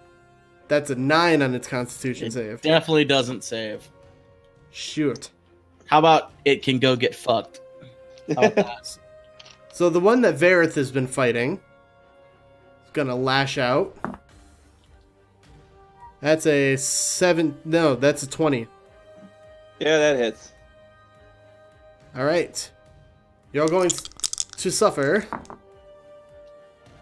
6 points of bludgeoning and 4 points of piercing as it lashes out with its other tentacle. That's a 22. Yeah, that hits. 7 points and 5 points for a total of 12 that time. Matt, just so we're clear, the one that failed, or the one that attacked Sonia that succeeded at save, it didn't move, did it? No. Out of the cloud? Okay, good. The one that initially attacked Sonia is going to leap behind Ilphelodel and attack with its tentacles. Ilphelodel, that's a 20. Okay. It hits. For a total. I rolled the least amount of damage I could do. That's 5 points of bludgeoning and 1 point of piercing. That works for me. Second attack was a natural 20. Out. Okay. It hits. No grave clerics here. That's a shame. So, bomb. That's a total of 26 points of damage. Half bludgeoning, half piercing. And now, we are at Varroth's turn. But before you do anything, I'm going to be right back. I'm going to grab my food off the counter. Dang. So, speak amongst yourselves. No. You can't make me. I refuse to interact with these people. Shit. What's wrong? No, just deciding what to do. Oh. Oh, you think you got it rough? My guess would be to hit them with an attack or a spell. You think you got it rough? Really? A spell? Yeah, maybe. Because a lot of the damage doesn't seem to be working on him. I mean, the divine did fine. I mean, Radiant damage did fine. Yeah, cool. All that. He's a radiant- cleric. What Like, what the fuck? Like, they seem like they are resistant to elemental, like fire and lightning and ice and shit. Maybe ice, I don't know. But, like, regular old herdy damage seems to work just fine. I'm back. Welcome back. Varroth, what would you like to do? How many can I hit with a 5 by 30 foot line? If you position yourself, 4 of them. Then I'm gonna do that. Well, are any of my companions gonna be in my way? What kind of saving thing is it? Dex. I have advantage since I've dodged. I have advantage on all dex saves, so just throw it out. I'm good. All right, then I'm gonna use my my acid breath. Okay. Oh, this might be the first time, right? No, I've used it a couple of times. He's Have used you? it once before. It's just very rare that he uses it. Okay. Is this the like Dinar where it like hurts? I was gonna say you're probably gonna make the same joke you made the first time you did it. Yeah. Wah. All right. Okay. So the first one was a natural 20. Second one was a 7, Oof. a 14, and a 15. 2 of them save. Okay. All right, so that is 10th level. So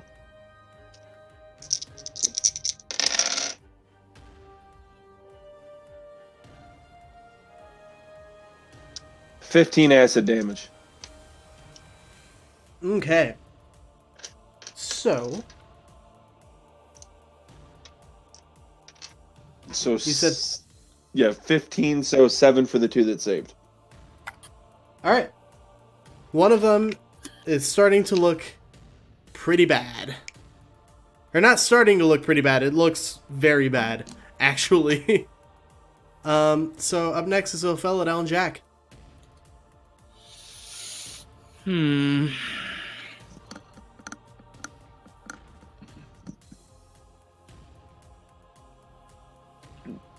Jackie boy, if you can Yeah. make a big boom, I think now might be the time. I don't think it's going to do a lot of damage to them, though, is the problem. That's what I was thinking, but it's like, number one, that leaves us up to my last spell slot, and number two, like, I don't think it's going to hurt them that much. Yeah, fire damage doesn't seem to do As much. And especially if they all save. Like, I was gonna snipe and take out the one that looks hurt. All right. That's the thing is, like, I'm not sure if that's the best idea here. Ilphelodel, what do you got planned? More Trying to damage. work. I mean, that's fair. I think, yeah, I'm gonna try to snipe the one that's hurt. So I get, how many of these do I get? 1 second.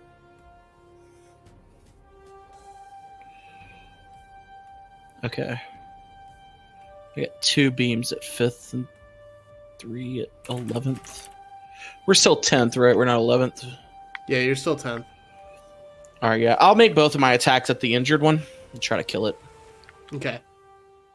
So that's a 21 with the first strike 21 hits. and a 17 with the second. What was the second? 17. 17 hits. All right, the first attack is 10 damage. The second attack, oh great, is 1 damage. That's funny. I rolled on a D10. I rolled a 10 and a 1. All right, so describe how you kill the injured one.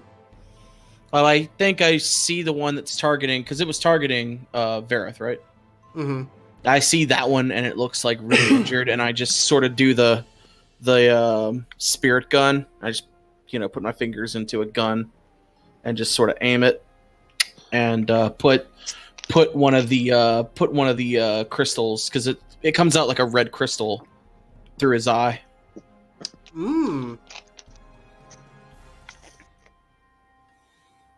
By the way, if you guys look in the maps channel, I posted about where whereabouts you are. Did you post a map? Mm-hmm. Nice. Gotcha. It's a good place for it. Okay, yeah, that makes sense. And then, yeah, I think with my bonus action, I will put the sword away and summon the dagger. And then don't you get your bonus hit points? Oh yeah, because I killed him. I get an extra 9. Hey, isn't that when you kill a humanoid? No, it's a creature. Any target. Hang on. I'll pull it up and starting at the first level, when you reduce a hostile creature to 0 hit points, you gain temporary hit points equal to your charisma modifier plus your warlock level. Now, I did fuck up something originally. I don't gain temporary hit points. Don't stack. So I only gain 9 per creature I kill, and they don't stack anymore. In the book. So okay. I actually read the book for a change, and there was no way I would ever have like 120 hit points, which really sucks now that you think about it. Doesn't suck for me. Yeah, well, it never really came up anyway, because I think I tanked maybe one time that entire thing. So yeah, it's fine. All right, so Ilphelodel.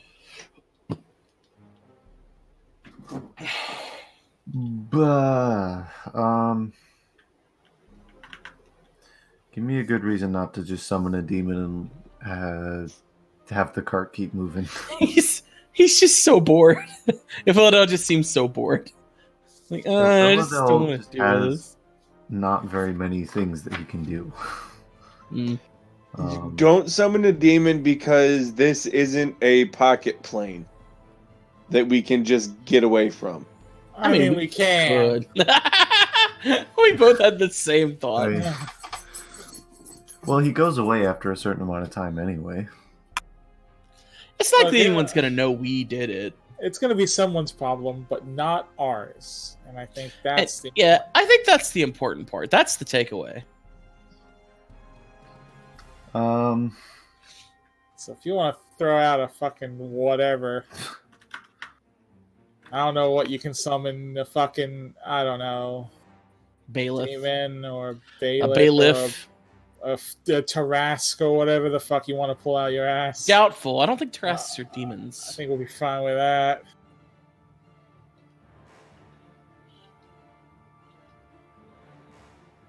I forgot that I paused Netflix because I was watching Castlevania, and it's now just showing me still images of other shows that they have, and the fucking Big Mouth image keeps popping up, and I want to punch my TV. Gross.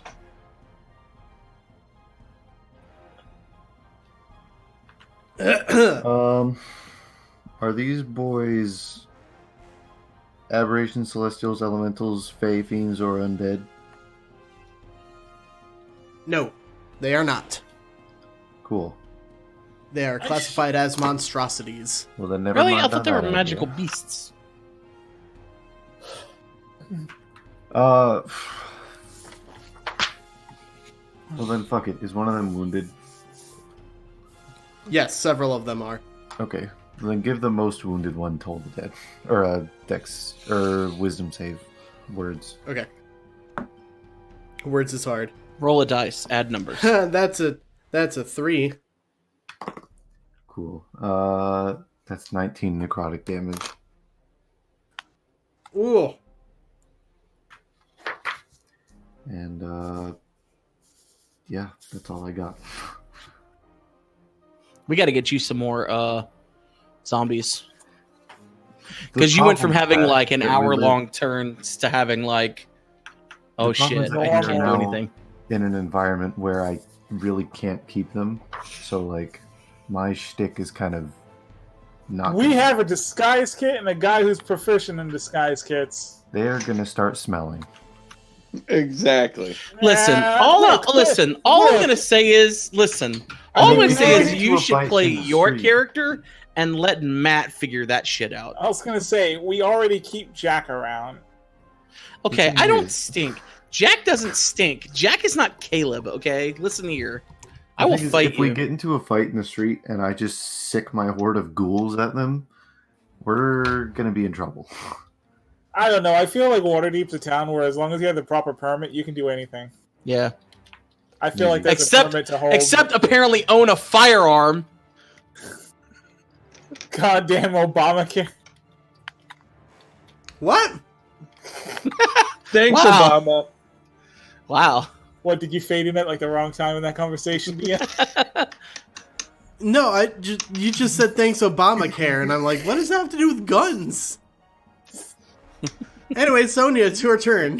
Congratulations. You've hit upon the logic of most people that use that excuse. Because Obama wants to take our guns and give us socialism. Everyone knows this. What are you talking about?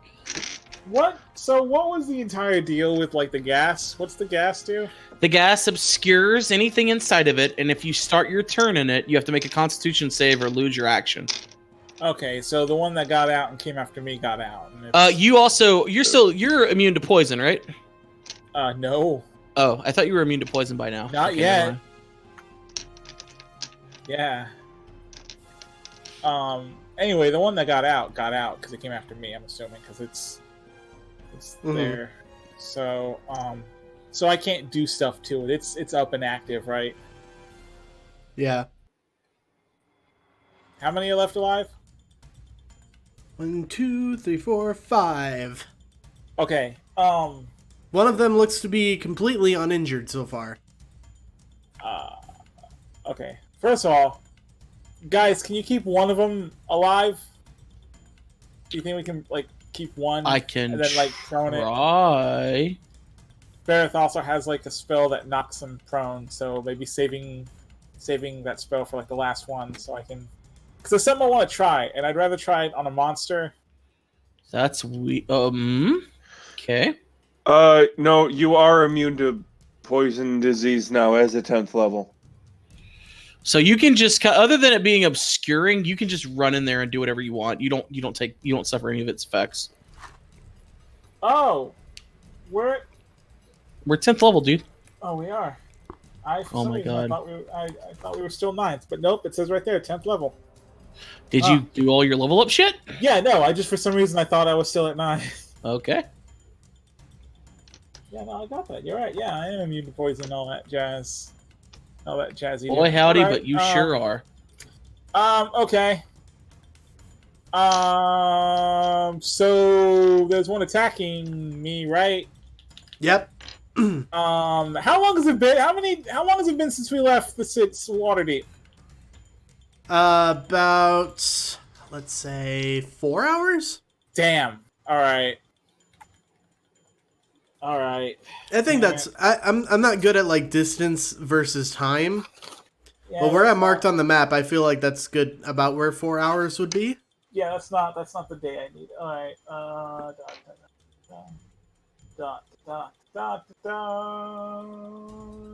right, I'm gonna attack it. Let's go. Fucking do. That hits. What was it? Well, I mean, it was like a 25, but you only go. Oh, yeah, for sure.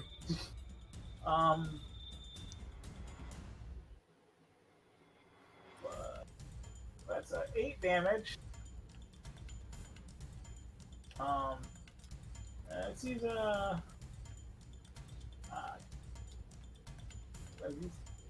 Can you get a little closer to Mike?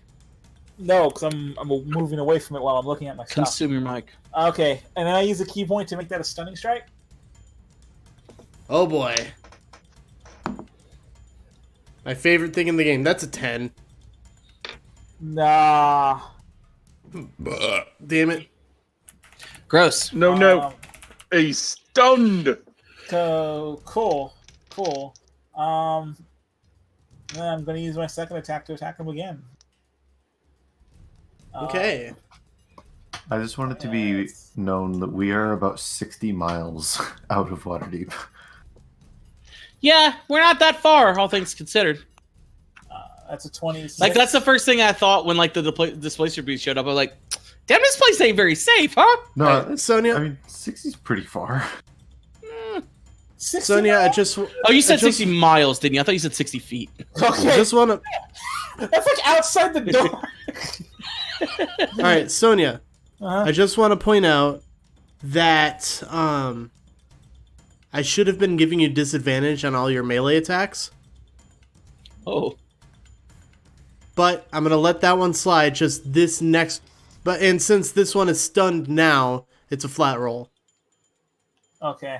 Well, okay, cool. I mean, it probably wouldn't matter too much because I have like a +9 to my attack bonus. Mm-hmm. So it's like, it's probably not going to happen and I'm not going to hit. I wish I'd known that when I was fighting Strahd. Boy. Have you been rolling attack rolls without your bonus again? Hey, if I sit there and say I've been using my proficiency bonus instead of my attack bonus, does that make it sound less bad? No. Not really. Not even remotely. That's still not great. Especially when my attack bonus is more than double what my proficiency bonus is. But yeah. Alright. So that second attack was 26. That definitely hits. And that's another 9 damage. Okay. Have fun. Yeah, you know what? We got time. I'll use a bonus action to dodge again, too, just in case. I'll get my 2 points back. So, up next is that one's turn, but it's stunned. And then, there's 2 still in the stinking cloud. So one of them's gonna... Gross. That's 5? Yeah, that don't do it. And that's a natural 20. Does it. Weird. Alright, so it's gonna move out of the cloud The dank cloud. and attack Jack. Oh, boy.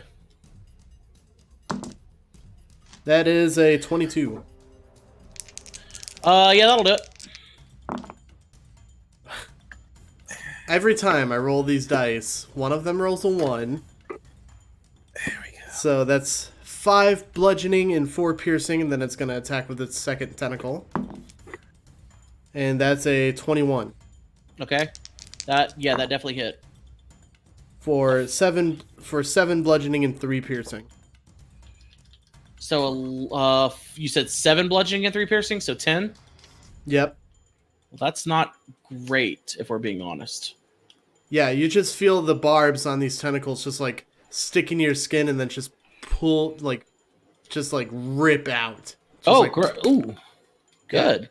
That's fun. Not great. No.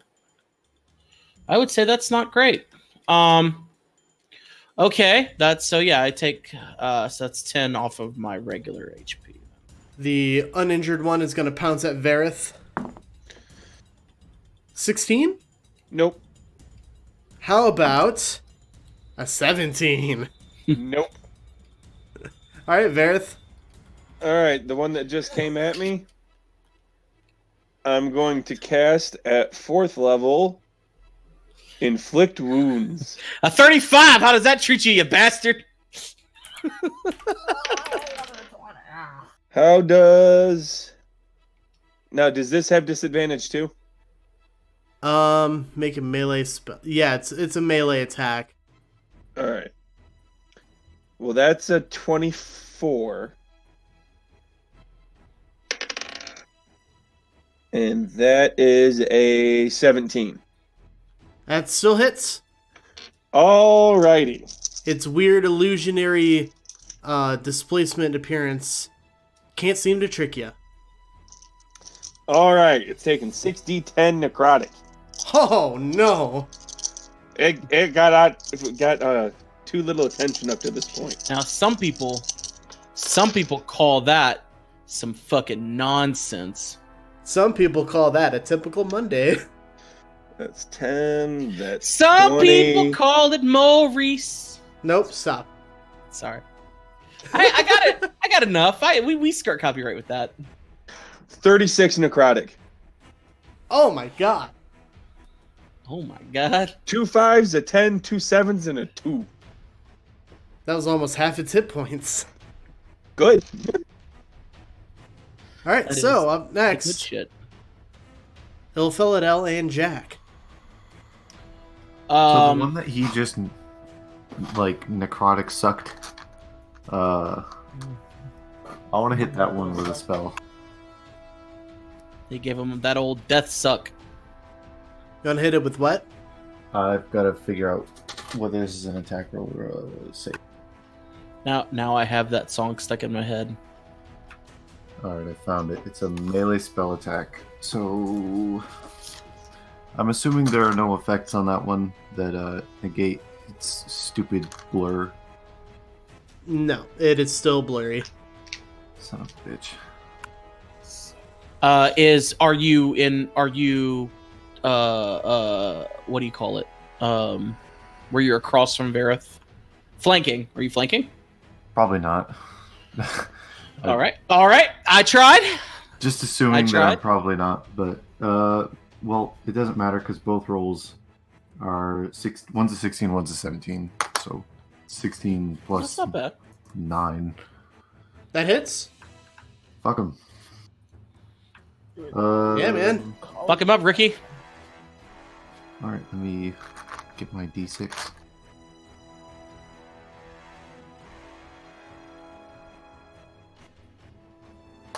He takes 12 more necrotic damage. Nice, nice, nice. And I'm going to regain hit points equal to half that amount. Ooh, what was that, vampiric touch? Indeed.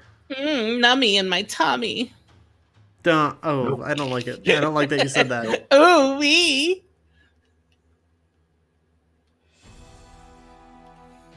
Alright, up next is Sonia.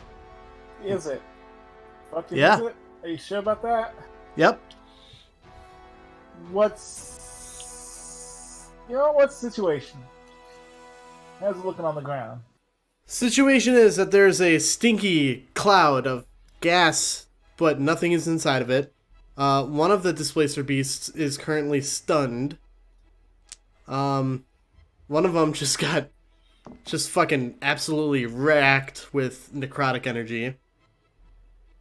And one of them is still in front of Varroth, trying to accost him.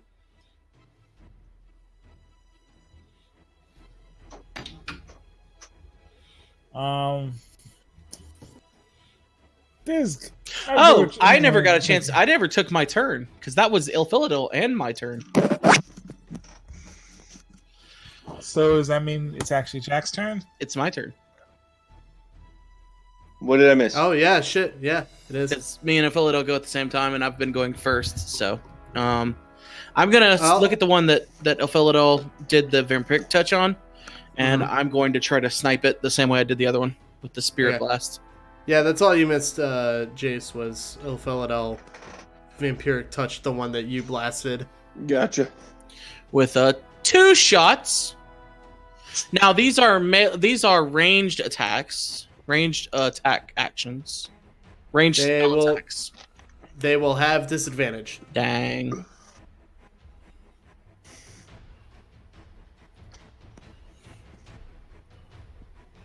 The first one's a 21, 21 hits. and then I rolled 2 26s, Woo! 2 18s, and the first one was a 16 and a 13. So those were the rolls.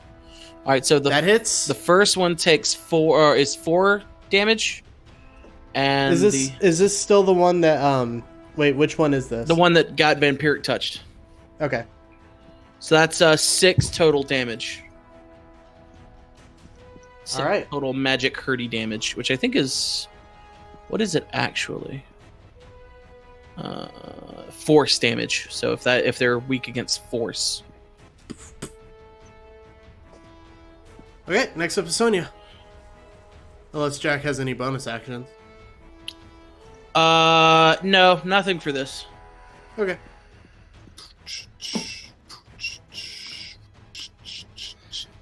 You know what? I think I'll just I want to experiment, so like I'm just gonna keep. Hey, guess what? It's getting attacked. The one All right. that's right in front of me. The stunned one?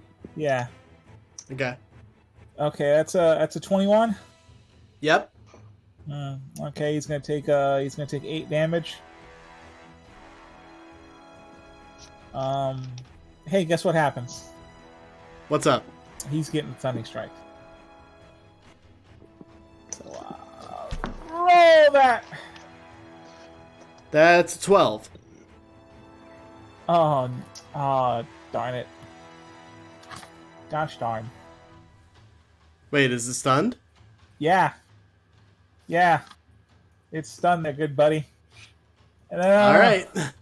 I'm just gonna chill here, because I want to keep this one. Like, I want to save one of these to experiment on, and this one's just, like, on the ground, right? Like, foaming at the mouth or anything. So, like, I think I'll just keep doing that with this one, and you guys take care of the other ones. All right, well, it would be that one's turn, but it's stunned. One of the ones that came out of the cloud is going to attack you, Sonia. It's an 18. 18. That is, yep. That is, yep. Yep, that hits. Okay, so that's... Probably should have taken the action to dodge, but it's too late for babies. that is a total of 9 damage for the first attack. Jesus Christ. And that is a natural 1 on the second attack.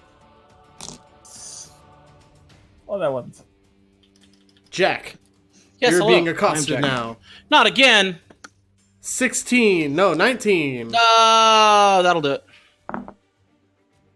That is a total of 2 plus 7, which is 9 points of damage. Dang. Second attack.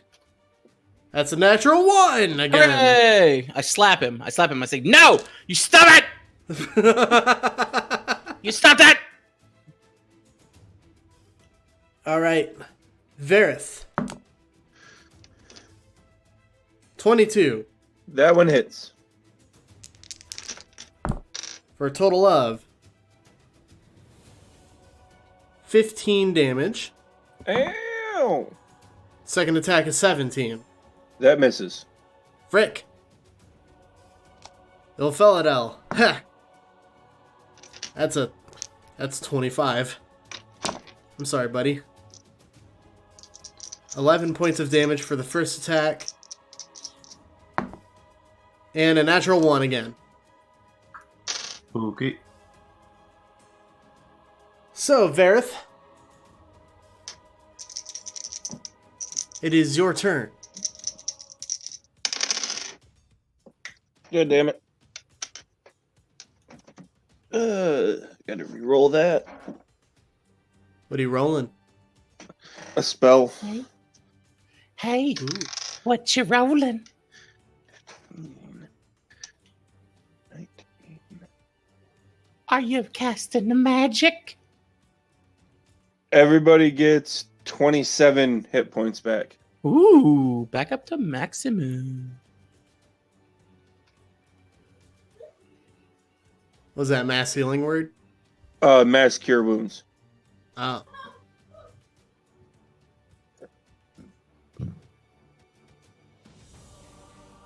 Is that your turn? Yep. That's it.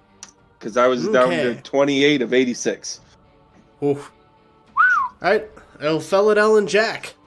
I'm gonna disengage the guy I'm fighting, and I am going to rush, so I can bonus action disengage, and then with the dagger out, I'm gonna rush over to the guy that's attacking Ilphelodel. I'm gonna try to backstab it, and I'm specifically lining myself up to flank the guy so that I can get advantage and, make the good Alright. hit with the good do thing.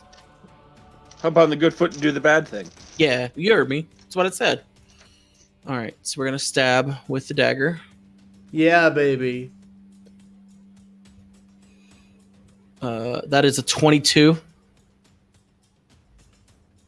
Yeah, that hits. and then that's 8 regular slashy damage. And then Flashy. that's another 8 sneak attack. So 16 damage total to that one. All right. Does he not die? Not dead. Fuck. These are pretty resilient beasts. I try. I say I try. Out loud. Very loud. Ilphelodel. I'm gonna cast Shadow Blade and try to swing at the same one. All right. Flat roll then, since Jack is flanking. All right. All right. Yeah. This is gonna be close. 15. That hits. Okay. 2d8. That is 10 necrotic damage. Okay. Or not necrotic, psychic. Ooh. Ooh. Look at that. Psychic. He's a mind boy. I like that. I'm Chris Angel. Mind freak. Merch freak! Sonia. Dang. How we looking, Chief? They're all, if this were a different system, I would say they were all bloodied. What system is that? 4E. I was okay. Could I split up my attacks? Yeah? Yeah. All right. If they're within range. Mhm. Are they? Is there one within? Is there one within 50 feet of me? Yeah. Yeah. Is Yeah. it within range? Pretty sure then I can do this. Even if I can't, I got an old bonus action to dash, but we're not going to do that. All right. So first, I'm going to give the one on the ground the old college thumping again. That's a 24. That hits. Okay, that's only 6 damage. But hey, guess what? Stunning strike incoming. You know, I'm not surprised. Yeah. That's a natural 20. Dang. Okay. Well, cool.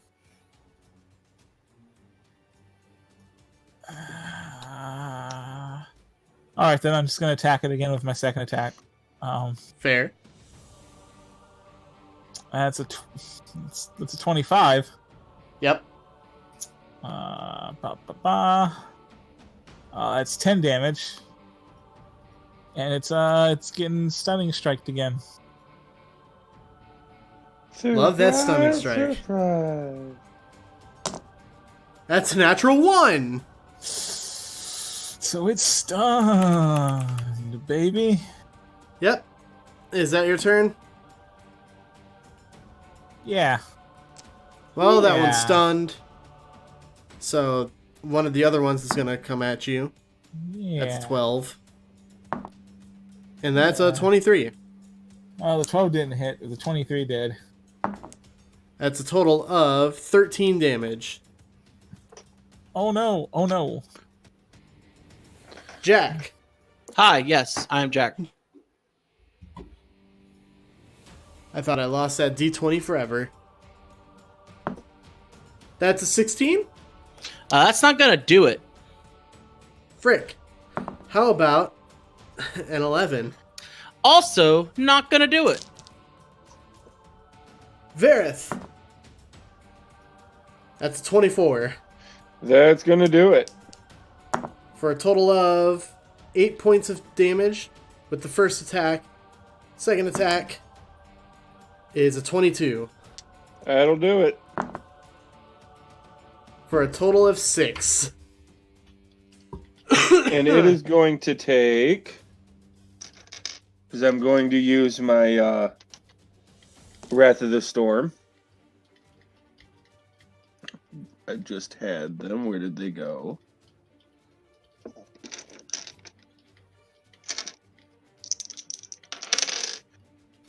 It's going to take 15 lightning damage. Holy shit.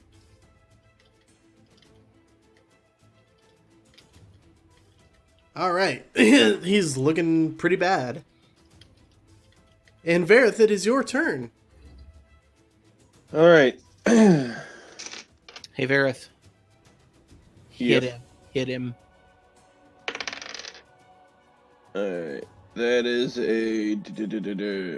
So the first one is 20, a dirty 20,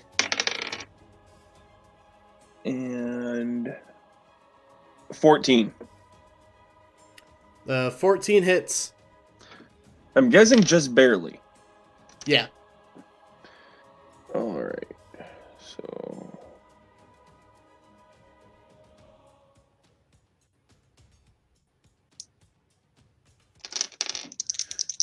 And he takes 5 slashing and 5 thunder damage. All right. Is that your turn? Yep. Ilphelodel and Jack. It's back to you guys. I'm gonna dang ol' stab that man again before Ilphelodel moves. I'm thinking the one in front of me is almost dead. So actually what I'm gonna do is I'm gonna use my bonus action to reignite the Sun Sword, so I have 2 weapons. So I'm going to attack with the Sun Sword Okay. in one hand, and hopefully with the flank and everything, I can get the good hit. Mm-hmm. That's a 28. 29. 29. God, it was a definitely hits. 19 and an 18. Motherfucker, so close. So that's okay. So that's 1d8. So we 2d6.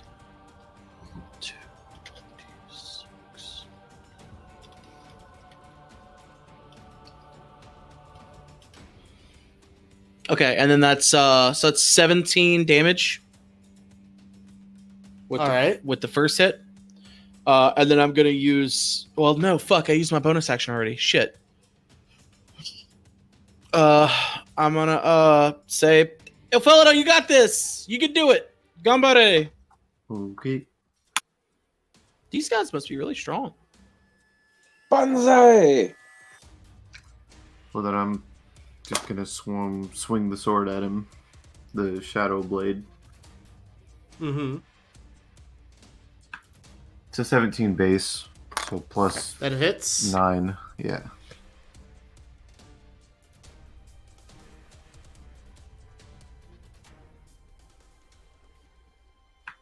That's 9 psychic damage. All right. Describe how you want to kill this one. Yeah, congrats. Just the most disgusted sort of swing of the sword and just like sneer at the dead creature. Fair. All right. So that's another one down. Sonia, your turn. So there's only 2 left. There are 4 left. 4 left. Fuck.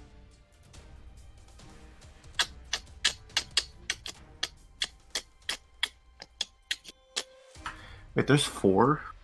I thought Yeah. there was 3 left, and then they took down How one. many have we killed? You've only killed 2. I'll come and which one's attacking who? There's 2 near you. The one that was attacking Ilphelodel and Jack just died.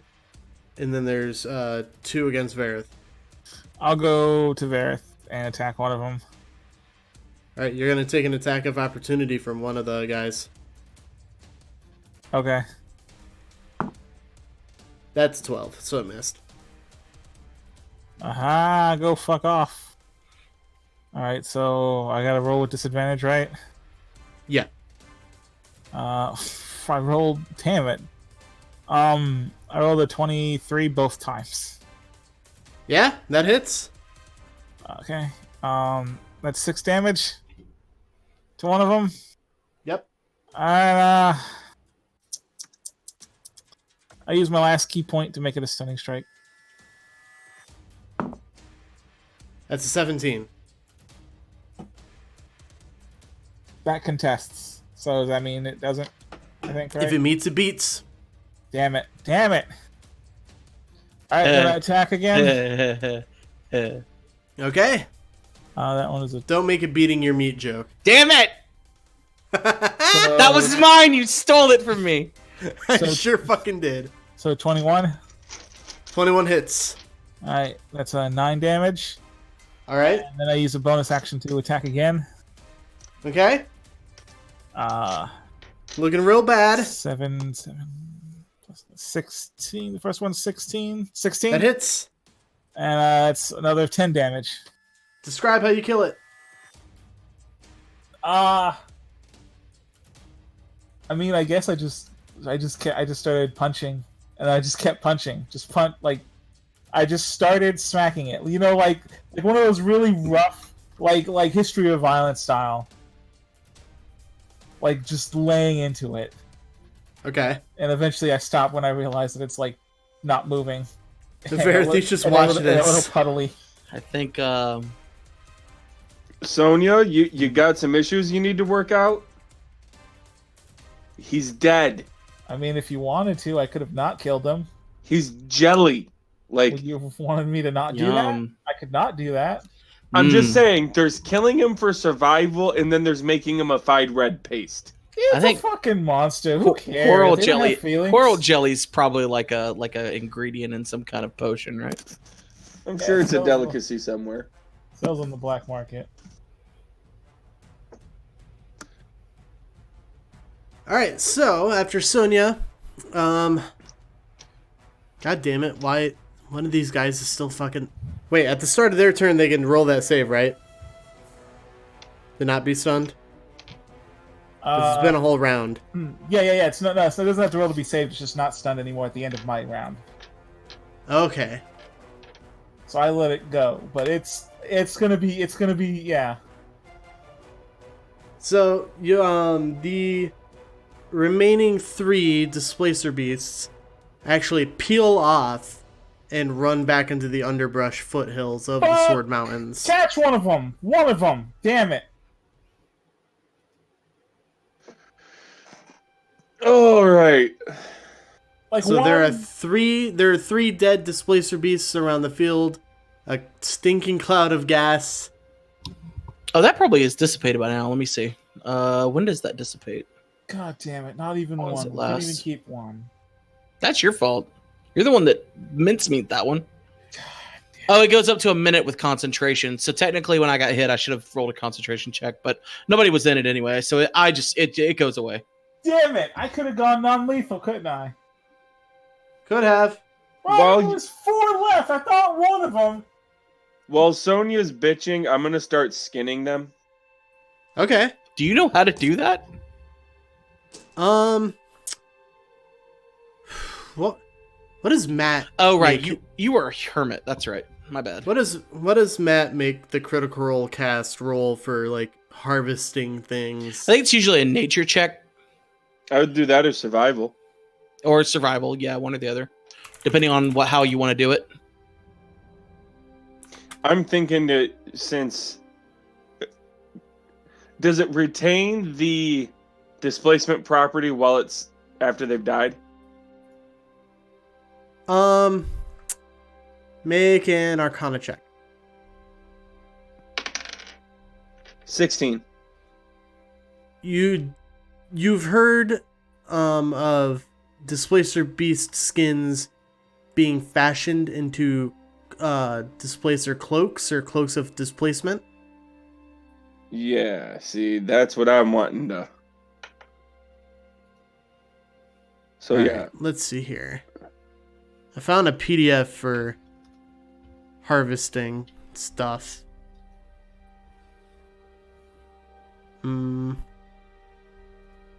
Okay, roll well, it doesn't say what to roll. Just pick one.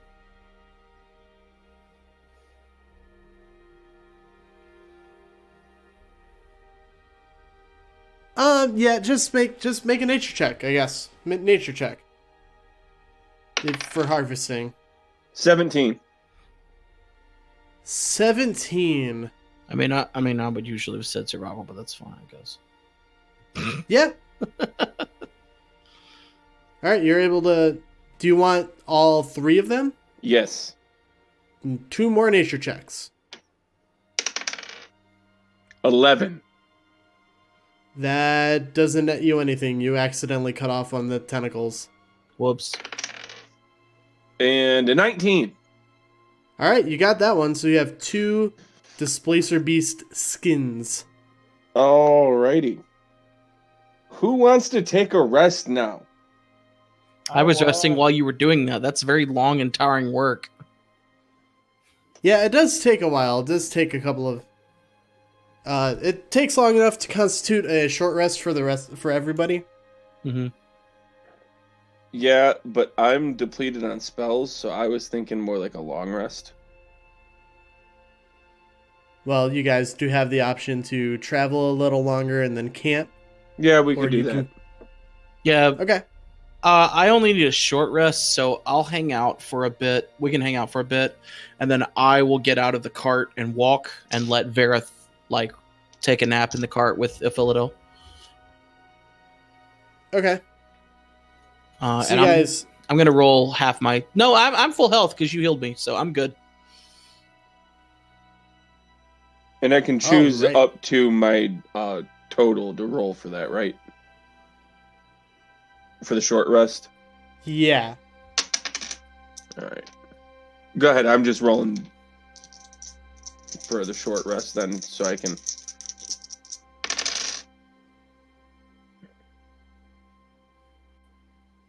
I'm trying to figure out how long it will take you to get to Thornhold.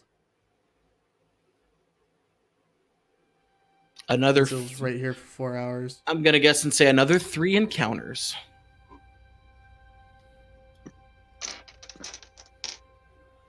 Another 2 to 4 waves of bad guys.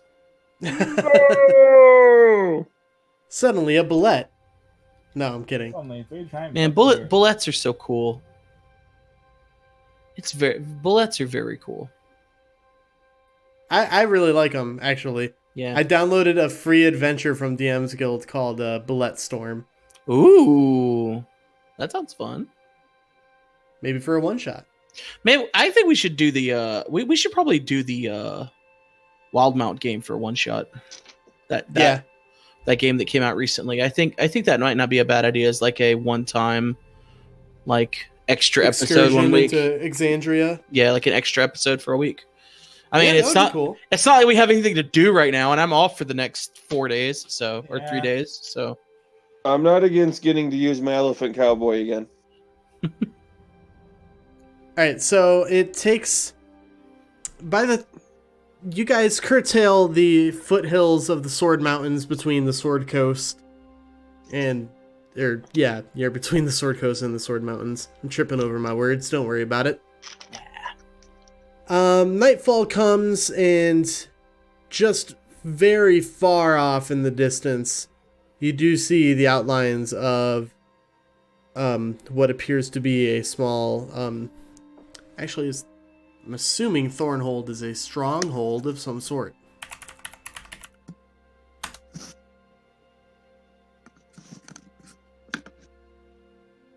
Yep, okay. It's still far off in the distance, and once the sun sets, it's completely obscured. And by the time it hits midnight, you're still too far. It's closer to where you could just make it out, but it is midnight, and it is the high road. we should probably camp. Yeah, I'm not gonna argue with that. Do any of us know anything about camping?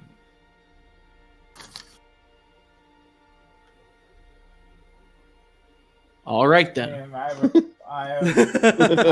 know a little bit about survival. Yeah, I got some survival. You don't need to roll anything. You have bed rolls. You can 2 of you at least can, or maybe 3 if one of you takes the floor, can sleep inside of the cart. That's fair. Gotta- So do who I wants to got? take first watch? I'll do it. Okay. Sonia, your watch passes by without incident. Of course it does. I mean, have you seen me? So, who would you like to wake up?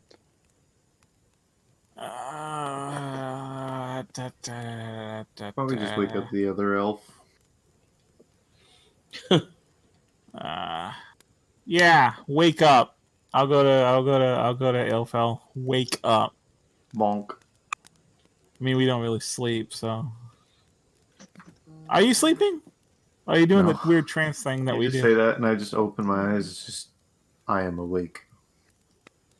I Olay! never sleep. So yeah, right. I'll take watch. You want to watch it? Can't sleep, the clowns will get me. Bad. Ilphelodel, I want you to make a perception check. What if I choose to not look?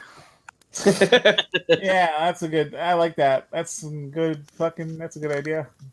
Live on the if it can't see me, I can't. If I can't see it, it can't see me. 17. Mentality. You hear the cawing of a crow nearby. Hey, fuck off. Then you hear the flapping. Then you hear the flapping of wings as it flies towards you and lands on the ground in front of you. I raise my staff like a baseball bat. I said, fuck off. In its mouth, it's holding an envelope with your name on it. No. No. No! Uh-oh. The tax. I know how this goes. And I don't want it. If I never get the mail, I never have to pay taxes. I'm not quite sure that's how it works. This is an admiralty flag? I'll take the note or envelope reluctantly, and unfortunately I'll read it. All right. When you open it, the seal has no discernible marking on it, so you don't know exactly where it came from. But when you open it, you see... what languages do you know? A lot. I don't doubt that for a second. I don't think I actually wrote them down. But I know at least Elvish, Common, Spanish. yeah, some Portuguese. Esperanto. I did not write down Esperanto. what languages, but Big Latin. it's a good bet that I probably know, like, Infernal and Abyssal. Klingon. All right, well, in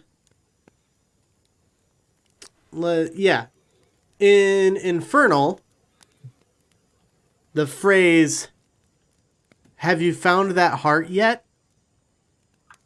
are written. There is written. Have you finished with those errands, Squidward? What does that? Is this your first Krabby I look at the crow, and I just like tilt my head and just like, what the fuck? It tilts its head back. Well, you have been utterly useless.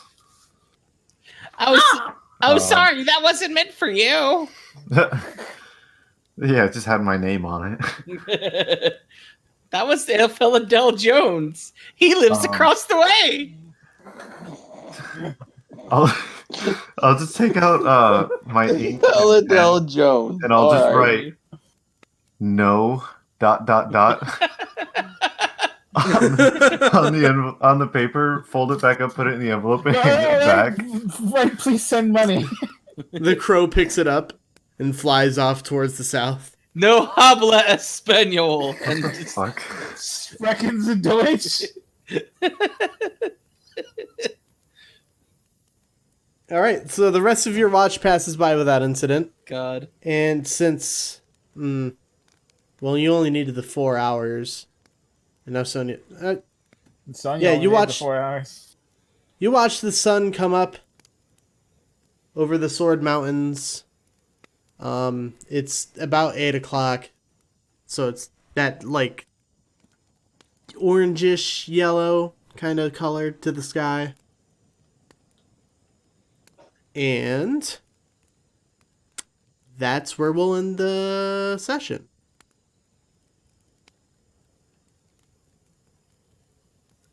How does that sound?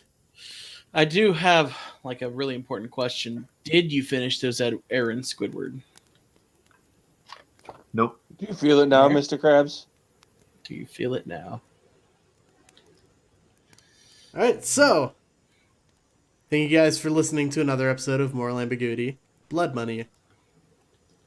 That was a very difficult encounter. I planned it that way exactly. So It was thanks rough. for not. Yeah, thanks for not killing all my shit in 2 rounds. Well, you know, we have to let you feel like you have some kind of control sometimes. That's Wow, I appreciate it a lot. Yeah, no problems. We're here for. Glad I could help. All right, so don't forget, guys, you can follow us on Twitter at AmbiguousPod. You can subscribe to our YouTube channel, Moral Ambiguity Podcast. Give us a 5-star rating and review on whatever podcast app you're using, whether it's iHeartRadio, Apple, Spotify, Google, whatever, wherever you're listening. Tell a friend, and let's get our listenership growing. Because if you tell 2 friends and they tell 2 friends, it's trickle up economics. Then you will not have 2 friends, and they will not have 2 friends anymore. Nope, they will hate you forever, and you're never invited to their birthday party ever again. Which is okay, because right now you shouldn't be going outside anyway, so it's a win-win for everyone. Depending on when this comes out. But yeah, generally. Well, considering how long this may work, it's going to be topical for a while. Good point. Yeah. So, have fun, stay safe, Wash your damn hands. wash your hands. Society is a lie. Stay at least 6 feet away from people. Money Let right other now. workers grease the machines. Money is a lie. We're gonna get all of the Marxists. That's the plan. All right, later, everybody. Bye. Bye. Later.